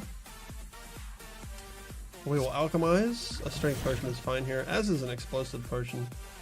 Not sure how I feel about applying this quite yet, but we may very well. We won't malaise yet. It's not time. Next turn probably, though.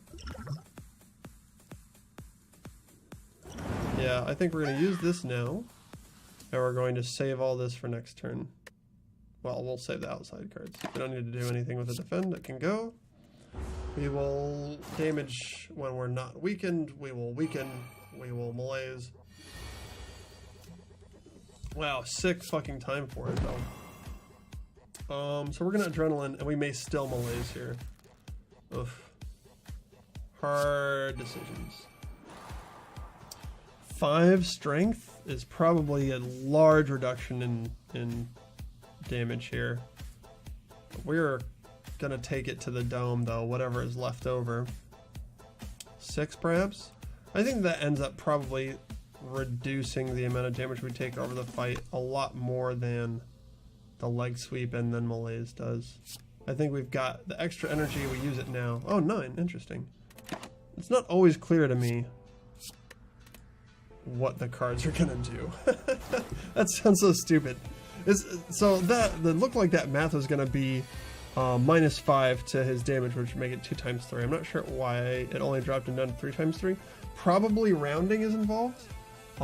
As a programmer myself, I can tell you that rounding is a source of all sorts of frustrations in game programming. We're not going to use that leg sweep this turn. We'll probably just bank that and just do some damage now. We're damn close to dead, though. We would wish for that not to be the case.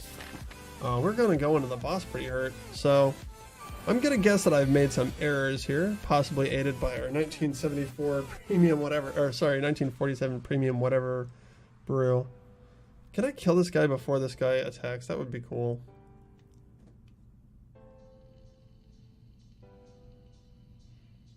I gotta say, I'm not feeling particularly confident in that ability.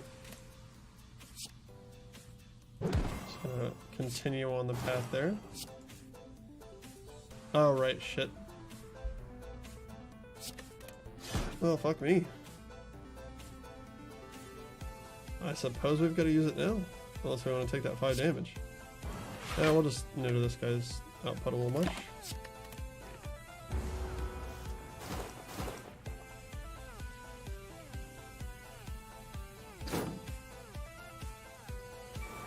So a dagger spray would be okay here. Putting that on our wish list. Pretty good. Don't actually want to use that shiv now. So 18, we need to get one more. And we'll just bank it.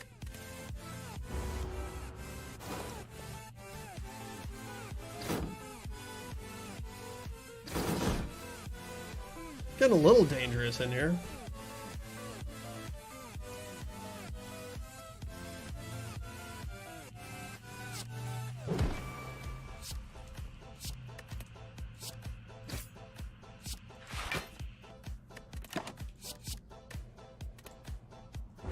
You never know. Until he's about 4 damage away from being dead, I won't use a shiv, and I might need it for something else. Pretty good. Oh, except for these guys. Unexpected, unintended consequences. Alright, well, we'll just reduce that. Survivor's fine here. Be cool if we could not take all the damage though. 28, we're right size, we can keep this. These fights are going a little long. I don't know, is this normally the way that the Silent is supposed to play, with kind of like a longer strat? I feel like I've had shorter but less successful plays, let's say. Yeah, I think that's fine. Let's see a different card. Makes no difference. There we go. I wonder if you get different loot if you kill all the guys. Mercury Hourglass is okay. Alright. I don't know where these are because I don't think that I read that far. Alright, I don't think any of these are tier 1. Definitely Skewer and Catalyst don't appear there. Tier 1.5 definitely does not include Eviscerate, Catalyst, or Skewer. Let's go to tier 2. Catalyst is there. Skewer is not. Eviscerate is not. So let's just, for the sake of completeness, find out where Skewer and Eviscerate are. I'm guessing those are lower. Skewer is tier 2.5. So he calls that a combo piece. I'm not sure what strength somehow, perhaps? With getting extra energy, perhaps. I guess. Oh, and that's damage to the whole crew. That could be useful to us. I mean, I believe we're taking Catalyst because it's higher up. Yep. And Eviscerate, I'm guessing, is lowest tier because that card is not great. Yeah. That's what he calls tier 4, his don't takes. We're going to take Catalyst. And we're going to well, shit, we can't upgrade anything right now. We're going to rest. Because we have done a bad job of surviving. And so we're going to drink our Dex Potion right away. And we're going to be ultra aware that we're going to need as much defend as possible next turn. Possibly resulting us in us setting up our defend. Oh. Fucked that up, huh?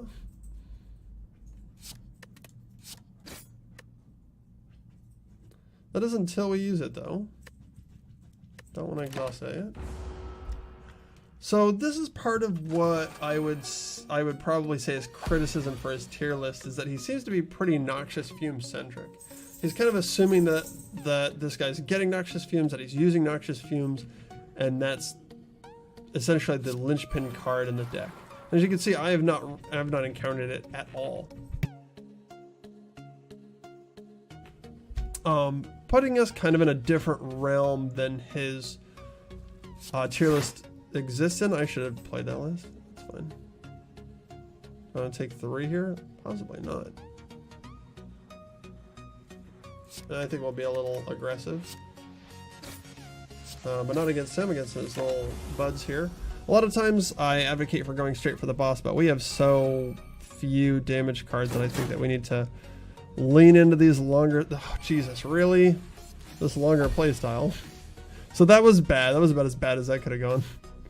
I don't know that it's time for malaise yet. Especially given that we've just sort of lost our best way to combine with it. I think we'll chill out for a second.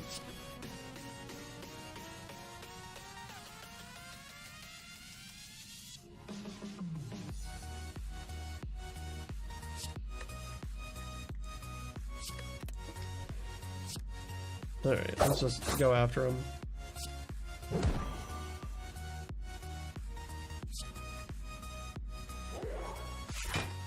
Yeah, we'll just work on that artifact pile up. Seems a bit unfair that one application on week 2 or 3 only removes one artifact, though. I'm sure that they ran the numbers on that one, but I'm not a huge fan.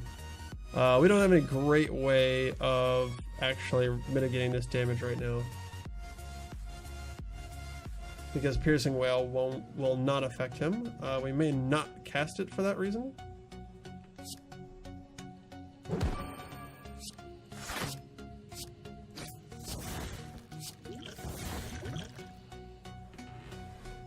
Okay, what is on top of my deck? Well-laid plans and deadly poison.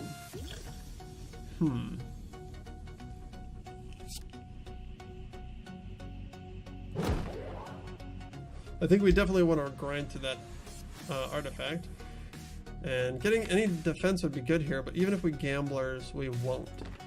So we'll use this defend, do a little damage, and we will not cast Piercing Wail and instead take our punishment.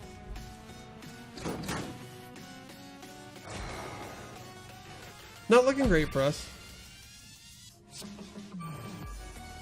Okay, well now we can finally strip that. We'll be happy to hold Piercing Wail now.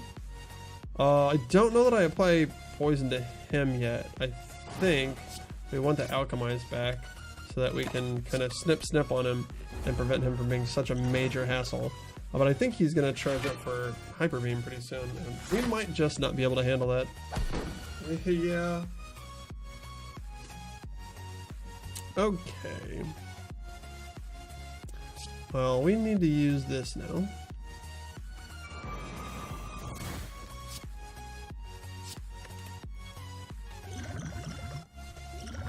I think this is about as good as our block's gonna get here. So that'll be 31, which is, by the way, not enough. And he is defensible. If I can kill this guy, I can get an adrenaline back though. He's got, so we can't rely on the poison, we have to do all 11 right now. So that's 10, so that's not enough. Wow, we need a real Hail Mary here. Okay, so we're about to die. We do have the fairy bottle, but let's ignore that.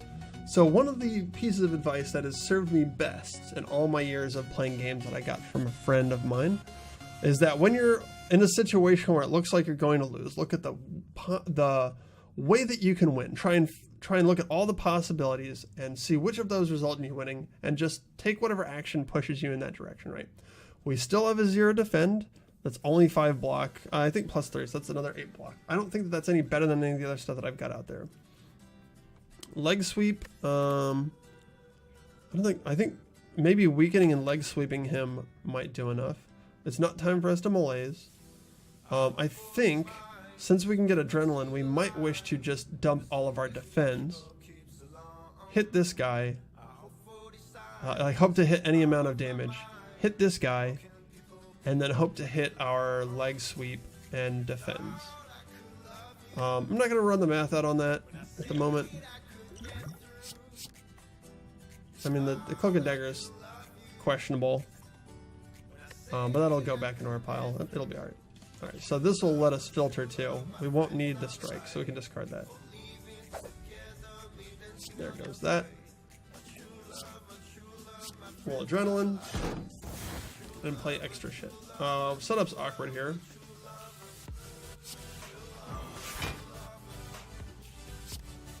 We don't want that quite yet.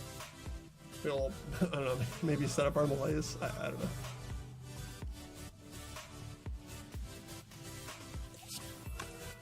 Actually, Sucker Punch doesn't do much for us right now. He's actually, yeah. Yep. So we'll set up the Sucker Punch. We'll survive and discard our Malaise, unfortunately.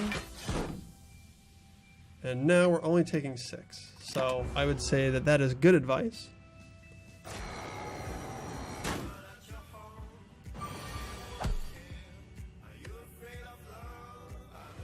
Notably, this gentleman has 0 fucking poison on him so far. Can we explain that? Alright, we'll play the cards that are good. I'd probably reserve this Catalyst, honestly. Maybe the Defense, actually. He doesn't have any poison on him. Yeah, fuck that. Seems bad, that's what I'd say.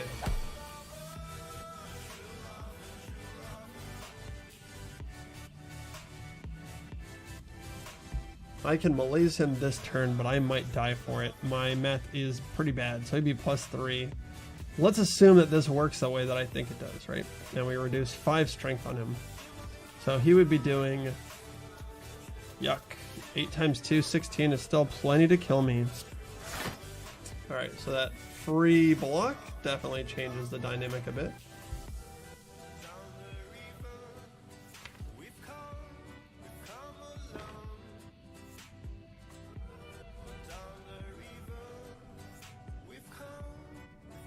So let's say, what is it?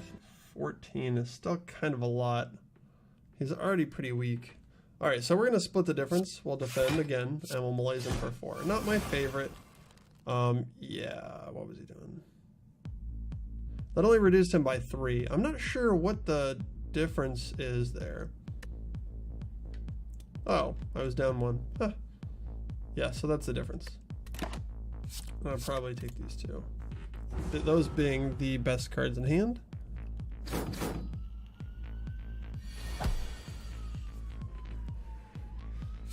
Whoops, we will set, oh, shit. Well, we're not dagger throwing this turn. Fuck that up. So we'll keep dagger throw, we'll let Survivor go.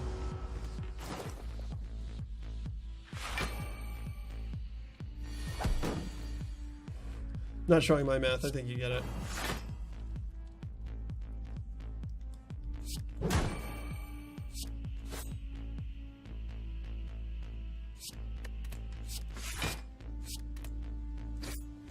Try to strike myself there. Understandable in these circumstances. We're like really hanging on here. We need to kind of speed this along a bit.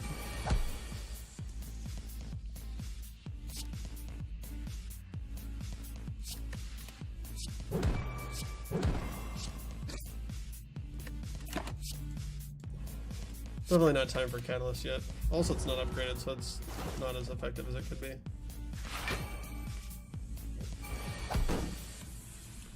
This is what I would call a yucky turn.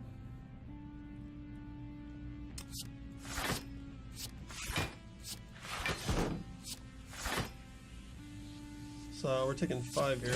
Not optimal.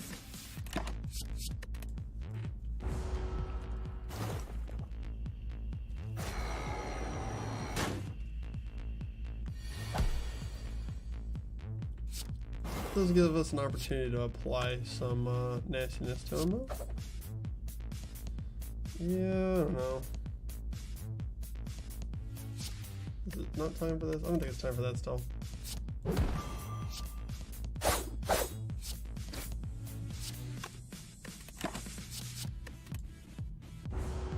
Commentary is going a little dry here because there's not really much new to say about the situation.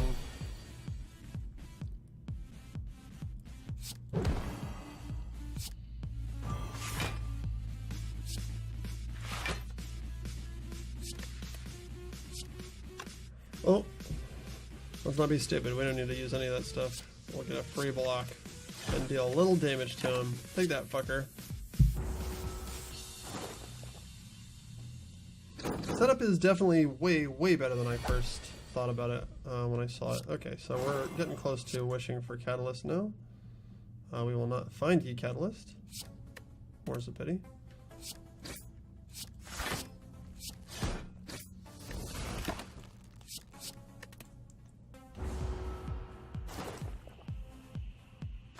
Well, Catalyst is a kill now.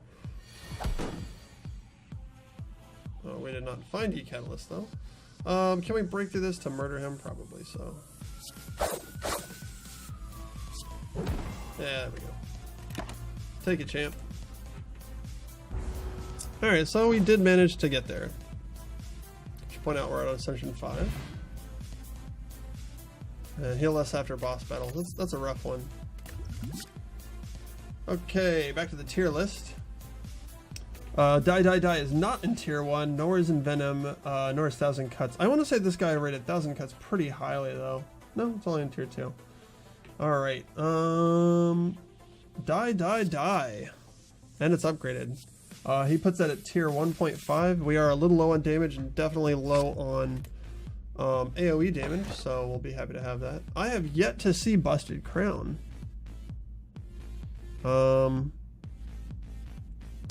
Yeah, we don't want to transform cards. And our deck's getting a little fat, so we will simply take the Busted Crown.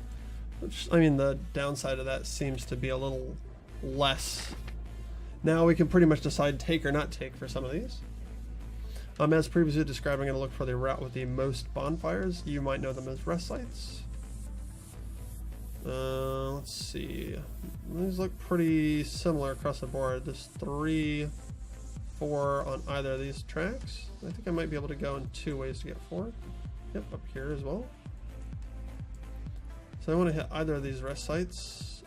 This is attached to an elite and or a merchant. I have a lot of money to spend. And this one is attached to just monsters. So we're going to go up this side. We're going to hit 2 merchants. I think I'd rather have a quest than another fight since I'm getting less card rewards.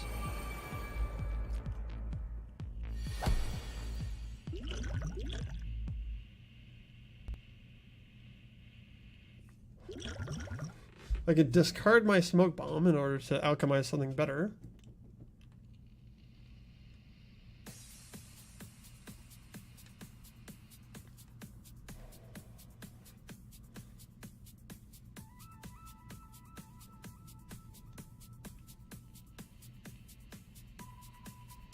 This is bound to be long, so let's see. What do I take? 8 if I die here. I've got to find some more defend. I think that'll work out. Seems alright to me.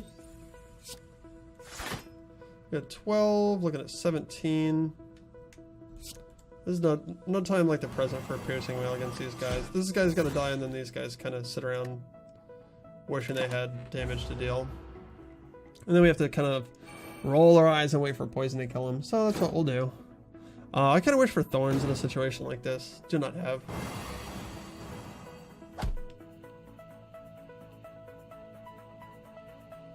Well, that catalyst would be nice. Hey, some poison. Okay, so he might just decide to wreck one of these guys. Seems a bit early for malaise. Oh, but 5 black will not... no, we'll do that later. Alright, so we're going to say no to this guy, probably. Defend. And not attack. We'll take 4, unfortunately.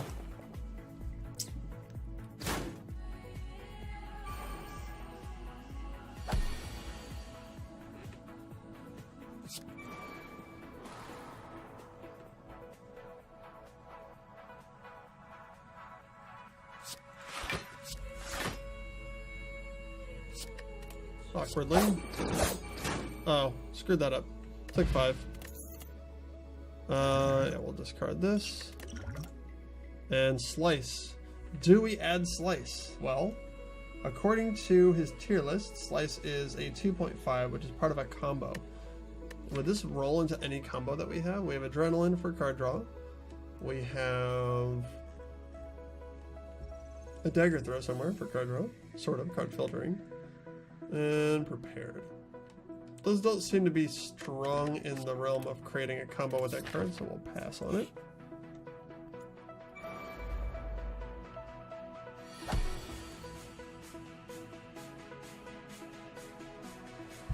Well, malaise would be cool here. We don't have really the ability to do it and what we want to do, though. Can we get enough block to avoid getting wrecked here? No. Oh, hilarious. Well, hilarious is pretty much what we can say for that. I guess we will malaise for 4. In the interest of taking less damage. And we'll just get rid of that silly card and deal some damage. Where does he put Storm of Steel, I wonder? Probably in the, yeah, in the combo piece, obviously. 2.5. No poison on this guy yet. Defend is not enough to keep us from taking damage, so we will play it.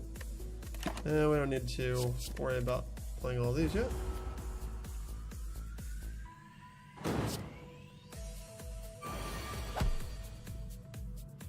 We will alchemize, it is free. Not super thrilling. And 2 blocks is enough to prevent us from having to deal with this too much. I think we'll Poison Catalyst, put it in there. Do this next turn, possibly.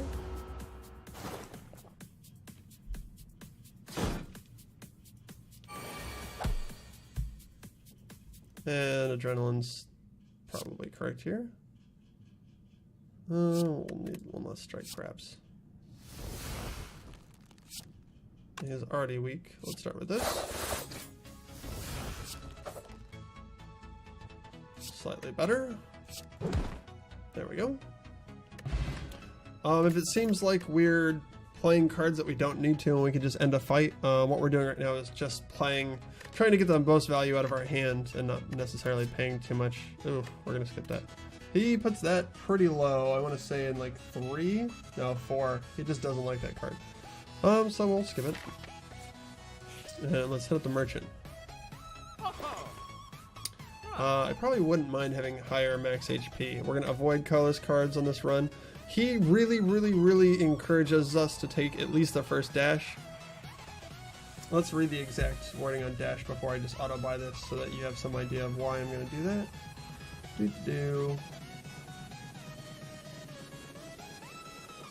Okay, he's got it at 1.5. Dash may be the single best card for Silent in Act 1. I've passed the likes of After Image and Noxious Fumes for Dash without blinking because it's so important for combat in the early game. It is the Silent's best card by a mile against Gremlin Knob since it's the only card that creates an efficient amount of block against him without triggering his Enraged buff. Dash improves your dex consistently because any hand with Dash will be able to deal respectable damage while blocking about as well as you can at that stage of the game.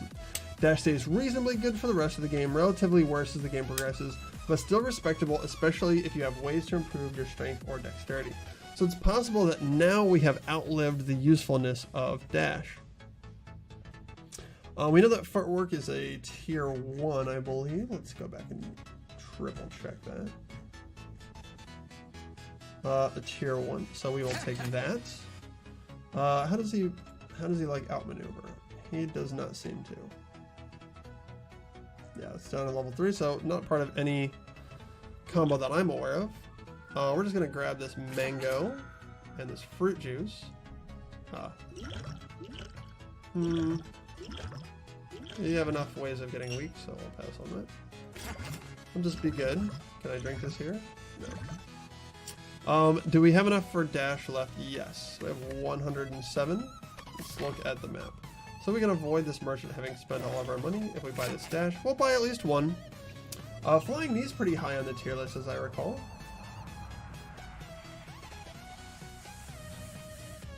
$1.5. I think we would be remiss if we didn't grab another one of those. And Backstab is ultra high for what it is, right? Yeah, Backstab is also tier 1, but we've run out of cash. I'm pretty happy with just the increase in HP. Alright, so this looks like a good hand. Go ahead and ruminate over how you'd play this one over there at home. I'm going to use bathroom briefly. And you can enjoy this faux martial while I'm gone. Probably a little black screen for a second in between my departure and arrival, but I will be back momentarily.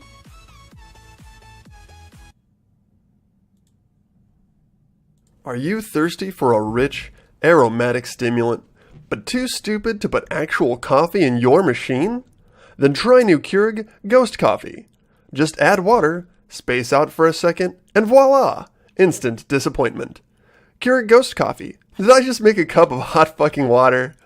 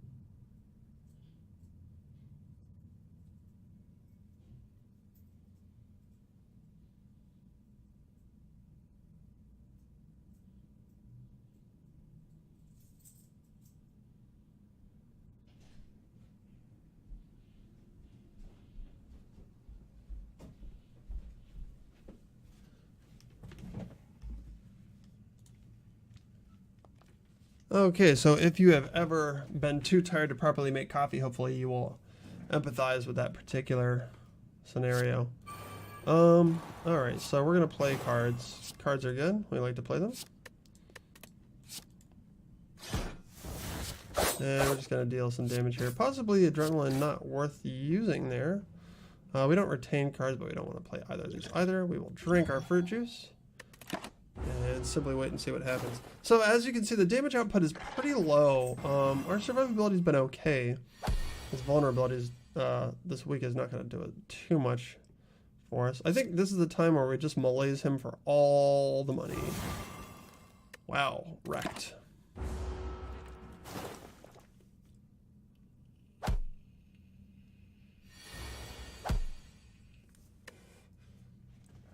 Seems good.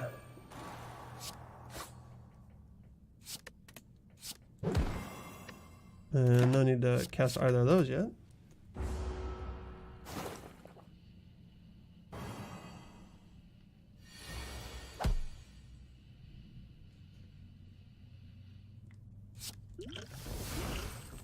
Vulnerable will be good once we can stop being so goddamn weak.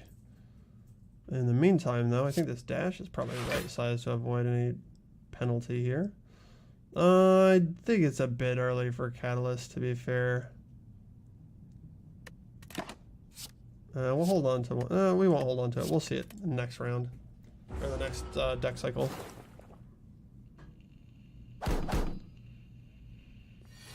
This deck could definitely use an upgraded Caltrops, Thorns, any source of damage like that would be good.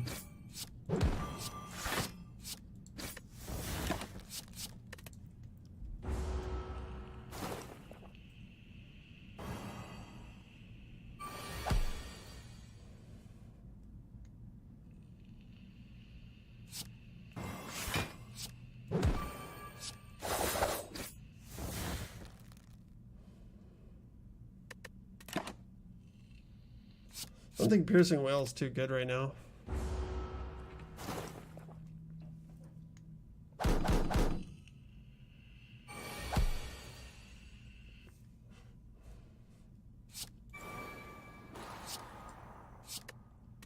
I'll just put that on top.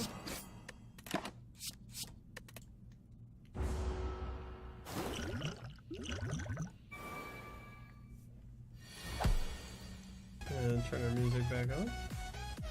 Alright, so Piercing Whale would have been good.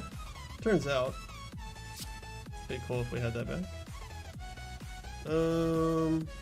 Probably spend all of our defense out, right? And then Flying Deadly Poison? Or do we? Yeah, They probably don't strike, I'll tell you that much.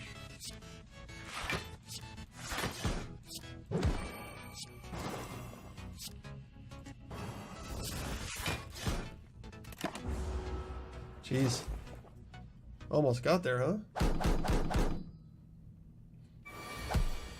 He's working hard for it. He wants it bad.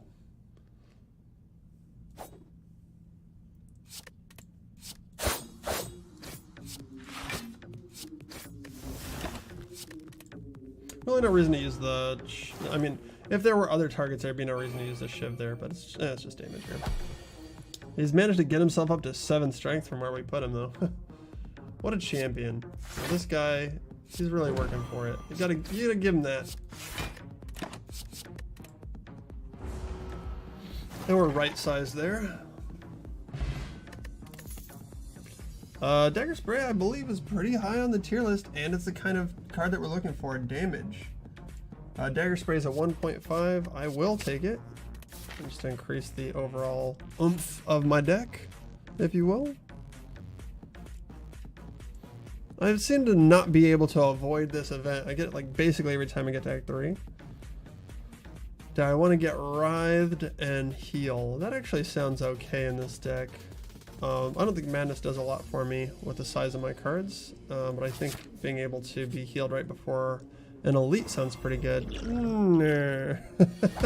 This is going to be awkward. Okay.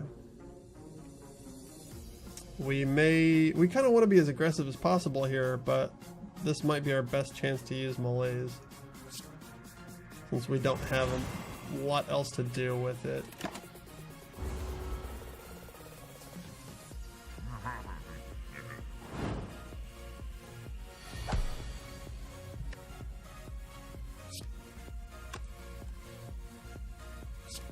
So one thing we want to do is play a lot of cards before we get to the big money. But we do want to see our other card first. And play the biggest attacks last. This is going to be tough. We might not make it through this. We don't have any Apparition or any other way of dealing. Oh, we should have made him vulnerable. That would have been the smart play. We'll get another Alchemize coming up as well. And this is a bad turn for it now. Oh, fuck. Okay, so the thing to do here is to play all your cards and then use your attacks. As I'm sure you know. And which I am finding out the hard way again. As I forget how to play against this particular fight. It happens, everybody makes mistakes. Alright. So we're finding our footworks, which is good because we'll need those. A lot of powers. I don't know that I want Adrenaline this turn. It would just give me 2 more cards and I'm already able to play all the cards here, and I don't necessarily need to save myself. I think I will just bank these for a turn where I am less weak and he is more vulnerable. This seems like a good candidate. Okay. First things first. No.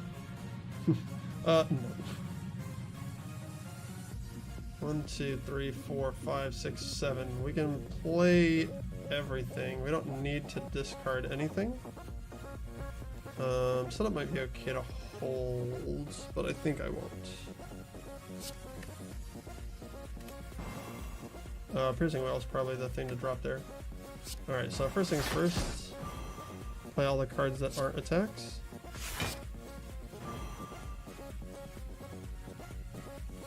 We can actually discard Piercing Wail if we want. I don't think we will, though. Unless we're going to use it this time, though. There's no reason not to. Yeah, fuck.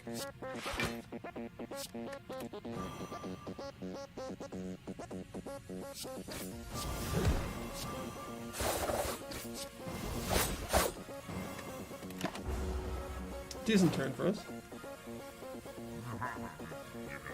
Is it time, though? Yeah, it's probably time. We're starting to look at some serious numbers here. Excuse me. Let's look at our Alchemize. Okay.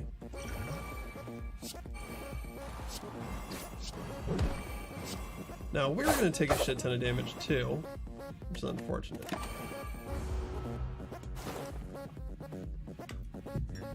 Yeah, I'm skeptical about our ability to cruise past this guy with our current deck. We sort of like don't have the damage output that we really need.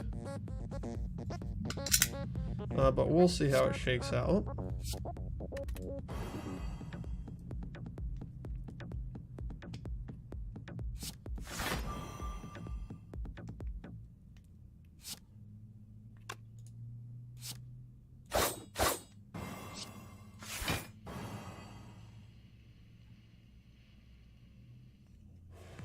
Jeez, I think I play this just for the 4 damage. No, it's 4. I'm not doing the math on that. We also get the additional damage from the penknife, so I guess we'll just get it out of our deck. We need immediate effects here. You cheating out with tier lists? Hey, what's up? Oh, well, we're reviewing tier lists, which is a lot like cheating out with them. It's almost like you could almost not tell the difference. Yeah, unless you're like paying a lot no of attention. difference. No, I mean, we've played a significant amount of the game without investigating any of these. And I think it's probably time that we compare our reads to their reads. That seems fair to me. And how off base were you in all your reads? Well, this is not about being off base, right? Like if this was something that was provable, then you could say somebody was or wasn't off base. Like what we're doing essentially is like trying it out by playing and using his advice and trying to give it some extra credence, and comparing it to how we've done in the past. So it's not tier list of the cards itself, and well, it's tier list of the card itself for versus sure. what he values them out. Yeah, I mean we're definitely comparing what we value compared to what he values for sure. Right, and that's what I'm saying. Like how bad are you valuing stuff compared to him? Well, until we're done, it's hard to say. So, like, probably you could make the case for being able to make that statement if you had, like, a strong math background, right?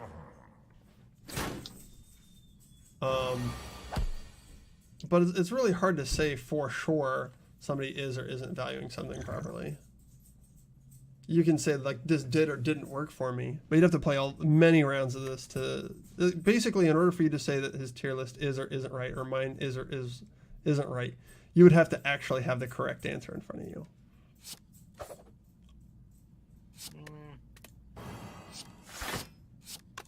I mean, going off of Magic sets and the different grading those cards against themselves, and then I guess that setting...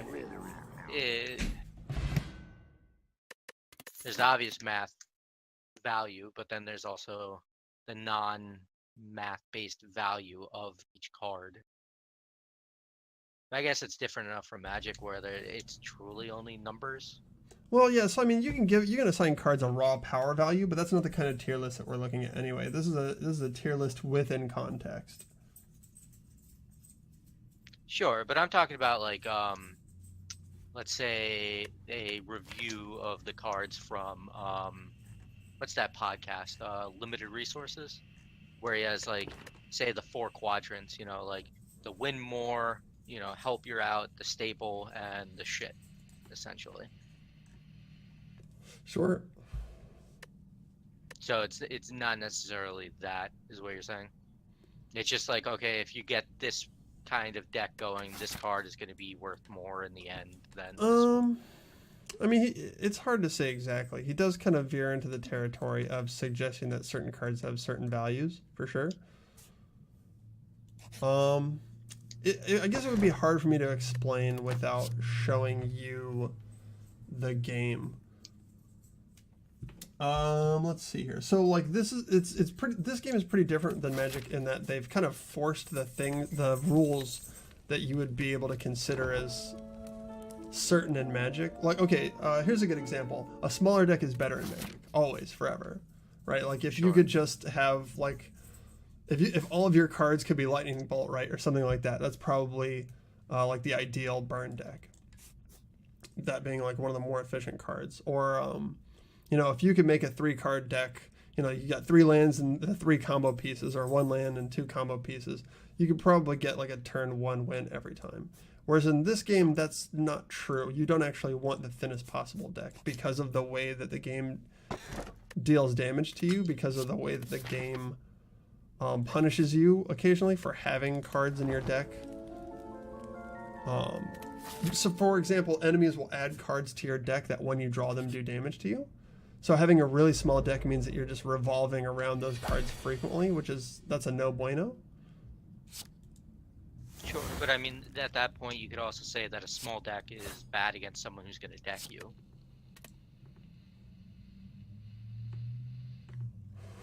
So I would say that that's true about all small decks, right? So that's like a rule of Magic. Small decks are weaker against mill strategies, right? Right. In this game, it's more true that a smaller deck is just worse. Like it's more like the base rule is that you want to have a medium to large size deck, because as long as you can keep it concentrated around the plan that it's on, it continues to just perform better. It has less weaknesses, I guess is what I'd say.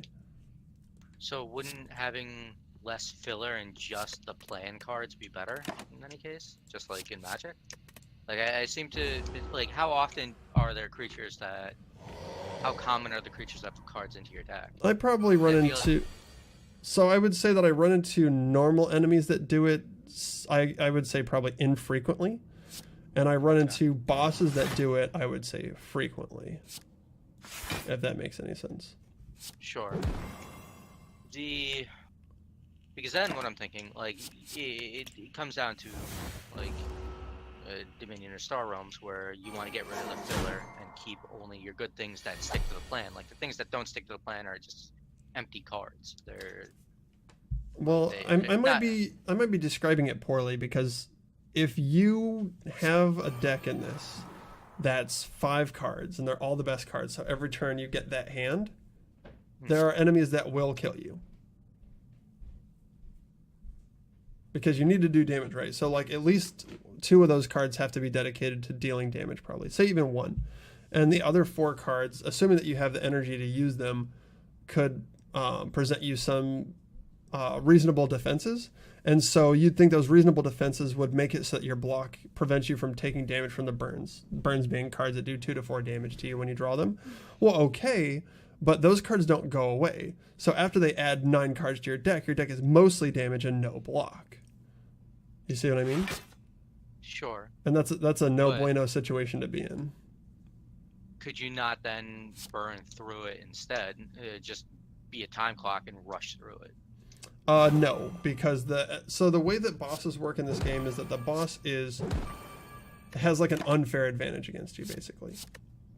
Their hit points are so high that in order for you to be wiping them out in turn 1, like, you've had to get pretty lucky, not just with your cards and your upgrades and your life at this point, but also with the relics that you get. These are like abilities that you get as you play the game. Sure. But I'm also not talking about like turn 1 wins, though. I'm talking about burning out, beating the clock, essentially, just always burning faster than the clock. It's hard to burn faster than the clock when the fewer cards you have in hand, the less. So let's say that you've got 5 perfect cards and somebody adds 10 bad cards to your deck. You're only seeing like 1 card a turn. So now your deck is actually worse than a standard shitty deck. Sure. And there's no way to remove those cards. Like, they stay between 5 matches. No, that's not true at all. So there are ways to remove cards from your deck, for sure. However, you've got to find and then buy that relic, or you have to, your 5 cards have to include a bunch of discard, right? There is a way to make a deck that gets rid of cards, but let's talk about now that 5 card deck that where you play a card and you're able to discard the cards that your enemies are putting on you. That deck doesn't even function until you get those bad cards, because now you're playing 2 cards, maybe 3 cards, and discarding your other 2. And the cards that allow you to discard cards like that are not so good that they're going to burn through a normal. Okay, so you have 2 types of fights. You have most of the fights in the games are little fights, right? Because you have 1 HP pool that goes down. It's sort of like an endurance run. And so you need your deck to be able to survive those little fights. So you need immediate damage. But at the same time, you end up fighting against bosses or elites that scale, which is to say, like, the longer the fight goes on, the stronger they get. And they usually start stronger than you. So you have to sort of outrace them, if that makes any sense. Sure. And that's what I'm saying. It just seems that, like, defense is obviously important in any case, but almost to the point where just pure burning down, or a way to always beat that clock by burning down instead of going hyper defensive. I guess you won't get as far, but since the health doesn't increase between levels. Did I suggest that you should go hyper defensive? Not hyper defensive, but just defensive in general. You have a 5-card hand, 2 attacks, 3 defense. So the thing about the 5-card hand that immediately kills everything that I think that you're missing is that deck still does just die to some things. Sure, everything just dies to something. Right, but that's not a good answer to the problem of you have no idea what you're going to face. So if you make a deck that just dies to something and you see it, then you're dead. And the idea is to make it so that every time you play the game, you have a reasonable chance of succeeding. You know what I mean? Well, how often do you say you'd see the guy in the back here? This crescent thing with the yellow ball. The exploder? I don't know, probably 2 times a run, maybe less. Is there anything that you see so pretty much every run you'll run into the same creatures? You've never had a run where you run into pretty much. I mean, you might miss 1 or 2 or 3 types of enemies depending on where they're placed on the map. But yeah, every run you're going to meet the majority of the creatures you see. You're going to see every run. Sure.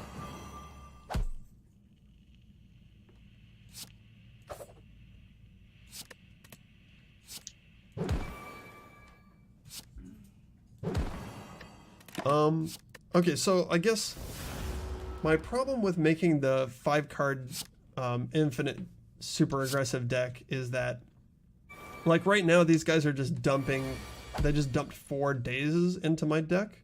So now 2 of the cards that I would have drawn are dazes.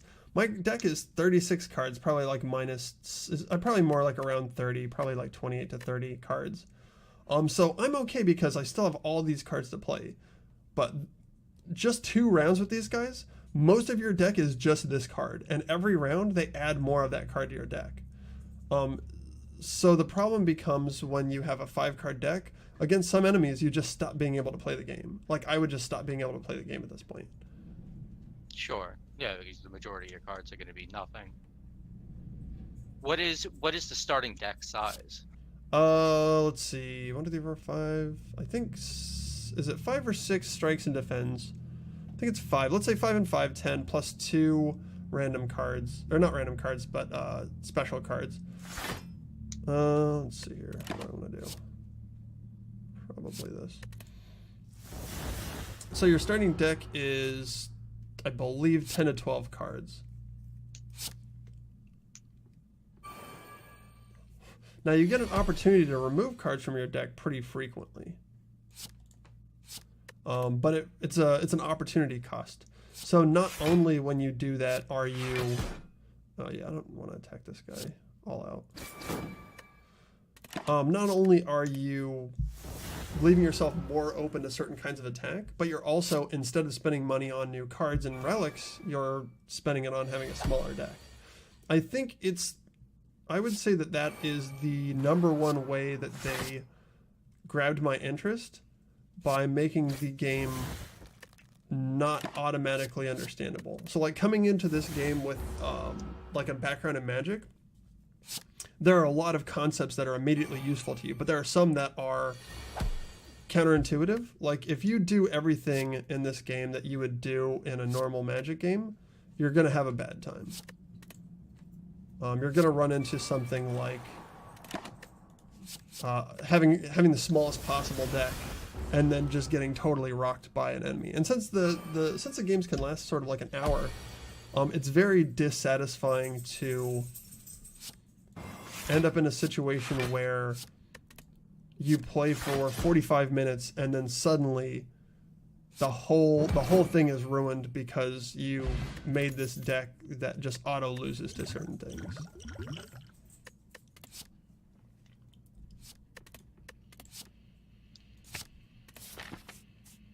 Picked up backstab there, that's tier 1. According to this gentleman. Any rebuttal? I'm still trying to, like, I definitely see having these enemies place cards in your deck being a hindrance. But it still seems that you're drawing a lot of.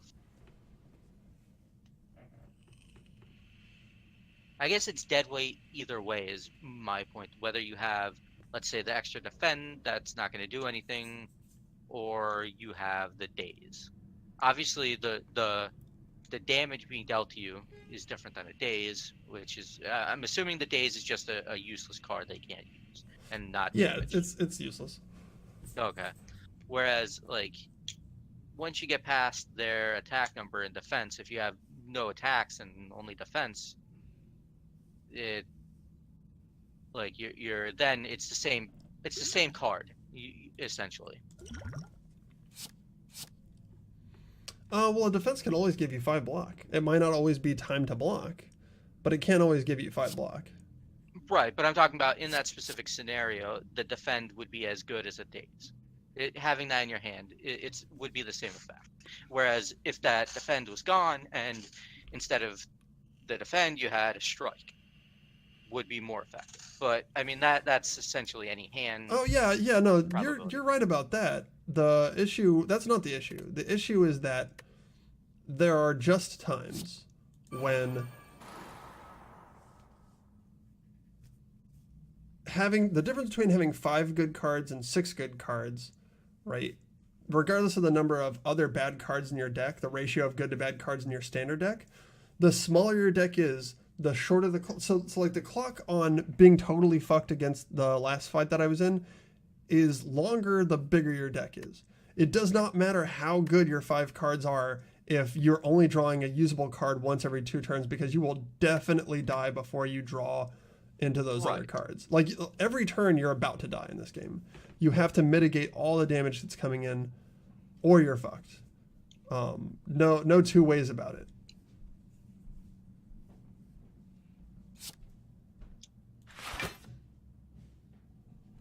You know what I mean? And that makes sense. It just seems that I don't know. It maybe I'm misconstruing what you value. Because for the small deck, I'm not talking like get rid of, I guess, all defends or all strikes, but to thin them out since the other cards are generally better. I'm assuming it plays. Yeah, you would rather have less strikes and more better cards. That is a separate issue. So, like, if I could pick, like, all the cards in my deck, I would take no strikes and no defends, right? You're right about that. Right. The problem is, as you remove strikes and defends, you're very unlikely to get more than 4 or 5 of those out of your deck. And you bought no relics, no other cards. You spent the entire map trying to just hit all the merchants to do that. And you lose in another way. Like you just don't have the power that you need to break through. So discarding cards is the same way as getting new cards, is getting rid of all the cards you already have. It's the same currency that you need to spend. Yeah, I would say the 50 gold that you would spend on getting rid of a card that's already in your deck is the same cost as adding a new better card to your deck. And okay. As you're adding better cards to your deck, you're also decreasing the chance that you see your strikes and defends, and you're increasing your resistance to random bullshit card addition. I'm by far not the best at this game, so take all this shit with a grain of salt. I mean, the fact that it costs the same currency to get new cards and get rid of the old ones makes it so that there's definitely the choice to be made of what you want to do in any case. But I mean, adding the card also, you have a less chance of seeing the strike or defend, but you also have a less chance of seeing, that new good card that you want to see.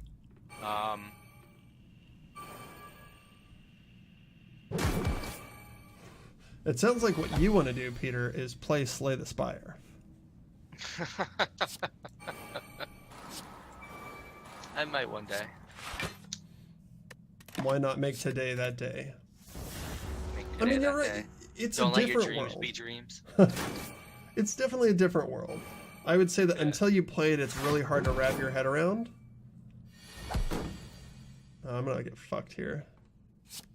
You distracted me, Peter.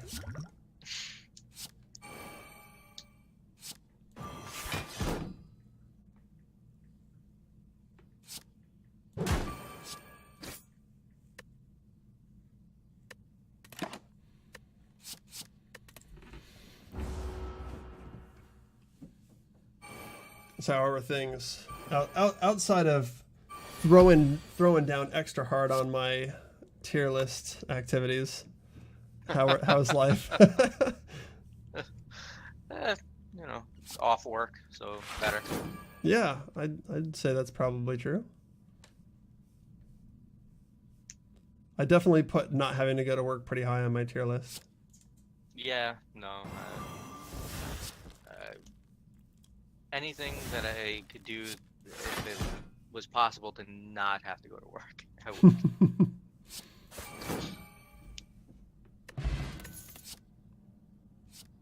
Did I take another well-laid plans?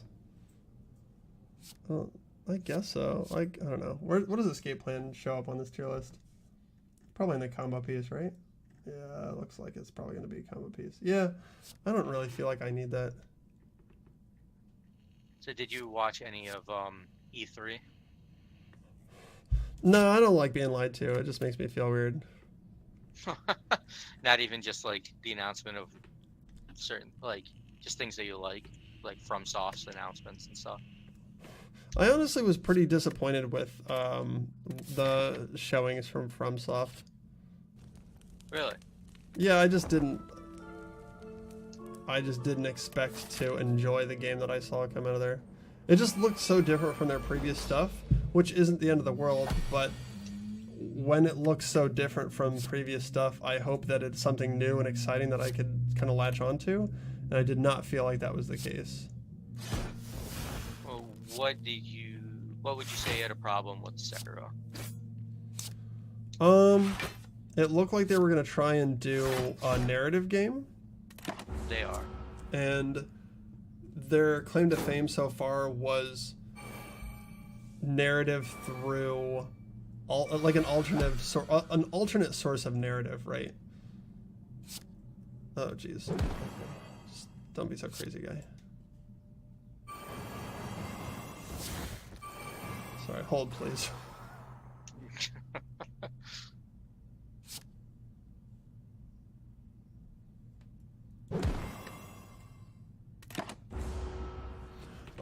And so I have no way of gauging, I'm going to lose this fight. I have no way of gauging how good they would be at telling a standard narrative. In addition, the narrative that they were showing, I did not feel as though, wow, I'm going to die right fucking now, actually. I didn't feel as though I was going to enjoy it. That's fair.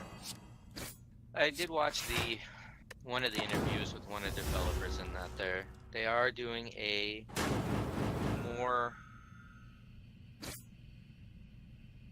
I guess, more straightforward narrative. However, they said that they're still FromSoft. They're not going to do a cinematic story. They're not going Kojima on us. What they want, they're doing, that they said that they're doing, is that in, let's say, Dark Souls, right? You have that one guy that tells you, oh, there's a bell below and a bell above, and then before him you have that one guy that says, like, yeah, you're dead, here's an Estus flask, don't die. And that's essentially it. Where You still with me?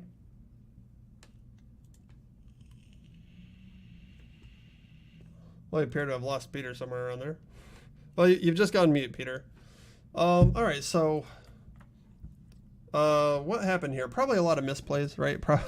Probably some combination of my lack of skill and the beer, and making choices kind of to showcase the tier list. a plot narrative, but Oh, the hey, lore can you and hear me now, everything Peter? else. Yeah, I can hear you now. Okay, so you just were totally silent for a long time. Oh, okay. So what I was saying Wait, then hold is, on. Let me cap this, and then we'll start another one. sure. So yeah, I would say the tier list definitely got me a lot farther than I have been getting making my picks. I'm not sure that I agree with. I think that Alchemize is just not tier 1. It's such a random effect. It's nice to have full potions though. It's hard to say how much benefit I got out of that, but I feel like it's pretty easy to say that if I had had an additional adrenaline instead, I would have been massively better off as compared to the Alchemize. I just can't agree with that. I would also say that the dagger spray was not as exciting as I usually don't take them. I was kind of swayed to the idea that, okay, well, 12 damage for one is pretty good, but also this does damage to everybody in the hallway. I did clear hallway trash a lot better than I normally did. But against a boss, I don't know, it just feels really underpowered. I don't know that I would rate that a tier 1. Let's see if there's anything. I didn't see some cards. What didn't I see? I didn't see After Image, which might have changed things a bit. I didn't see Noxious Fumes at all. And I would say that's probably my biggest complaint with this tier list, after Alchemize being tier 1. And the place where I'd say that my review of the tier list is probably not that useful, because it really seems like Noxious Fumes is highly rated. It seems like it's a cornerstone of the class for a lot of people, and it did not appear here. And it seems like a lot of these cards in their descriptions kind of reference how they work with Noxious Fumes or a deck that's winning with Noxious Fumes. And since you're not guaranteed to get it, I would say that this tier list isn't quite perfect and doesn't really account for what we're looking for, which is like consistent wins at high level ascensions. Not that I could really speak to that yet. But consistent wins when it takes that into account so heavily, in my opinion. This guy's clearly a better player than me, so probably his opinion should be weighed more heavily than mine. But this was my first swing at it. Maybe I'll do another one a little bit later.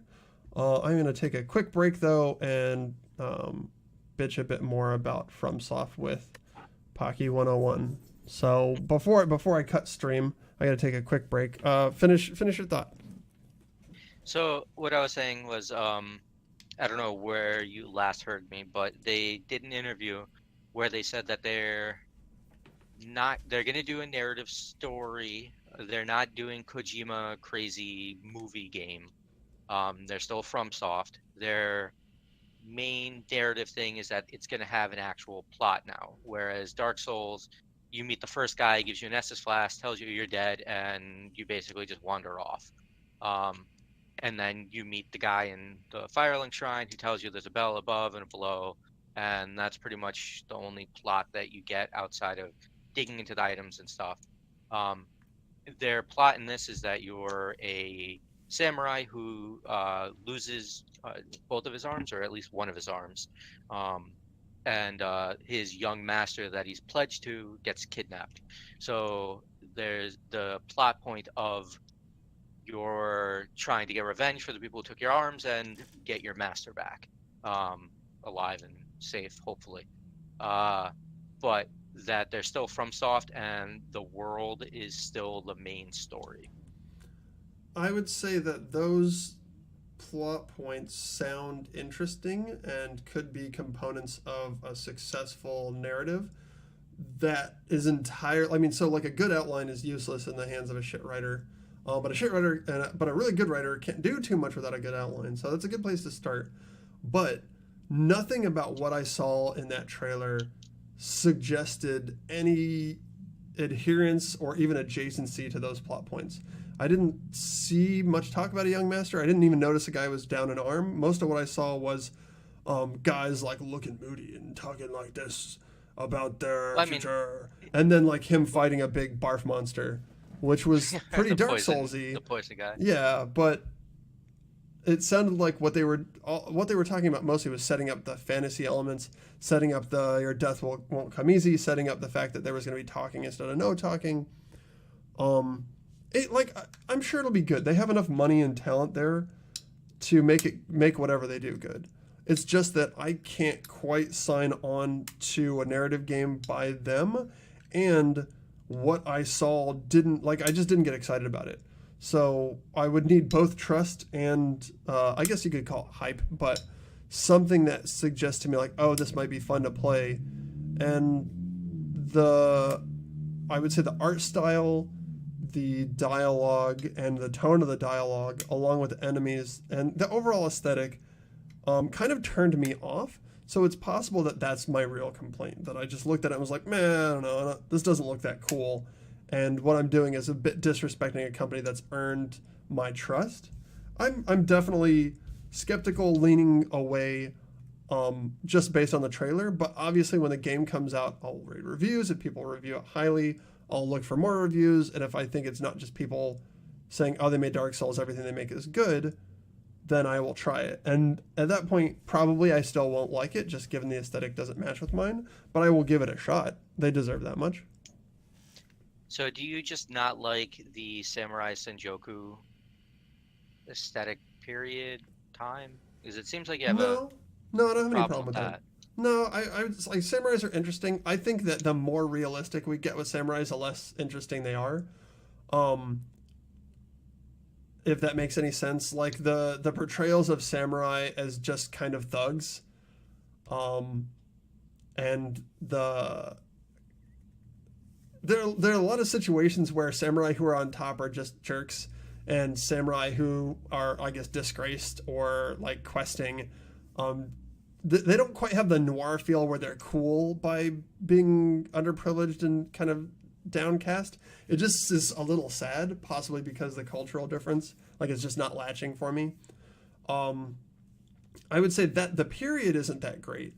The aesthetic of the game, like, I thought the enemy looked stupid. I kind of just don't like the thing that's in vogue, it seems like, is large, overweight enemies, like guys who are 2.5 to 3 times your height and just like grossly wide to the point of being intimidating by just sheer bulk. I just never liked those. Like, Ornstein and Smo is a perfect example of one cool guy paired with one really uncool guy. They're like the polar opposites, and it's just always bothered me to fight enemies like that. It just seems like it reduces the coolness factor of everything around it. I guess that's so you're fat shaming a video game. Yeah, I was about to say, like, it's a little prejudiced of me. All I can say is that, in my honest opinion, I don't like it. It doesn't appeal to me. I don't find it cool, and it actively degrades the experience. I'm not trying to like shit on you for not liking it. I'm just trying to figure out what it is that you dislike about it. You know, that's I'm more just curious about what, because I thought it looked sweet. I'm definitely gonna play it. The fact, one of the other things was that they have a way for resurrection, that you could play possum and then actually resurrect where you died. Seems like an interesting concept if done well, which FromSoft's gameplay is from Armored Core. I've loved them. So I'm going to trust their gameplay choices and decisions. Sure.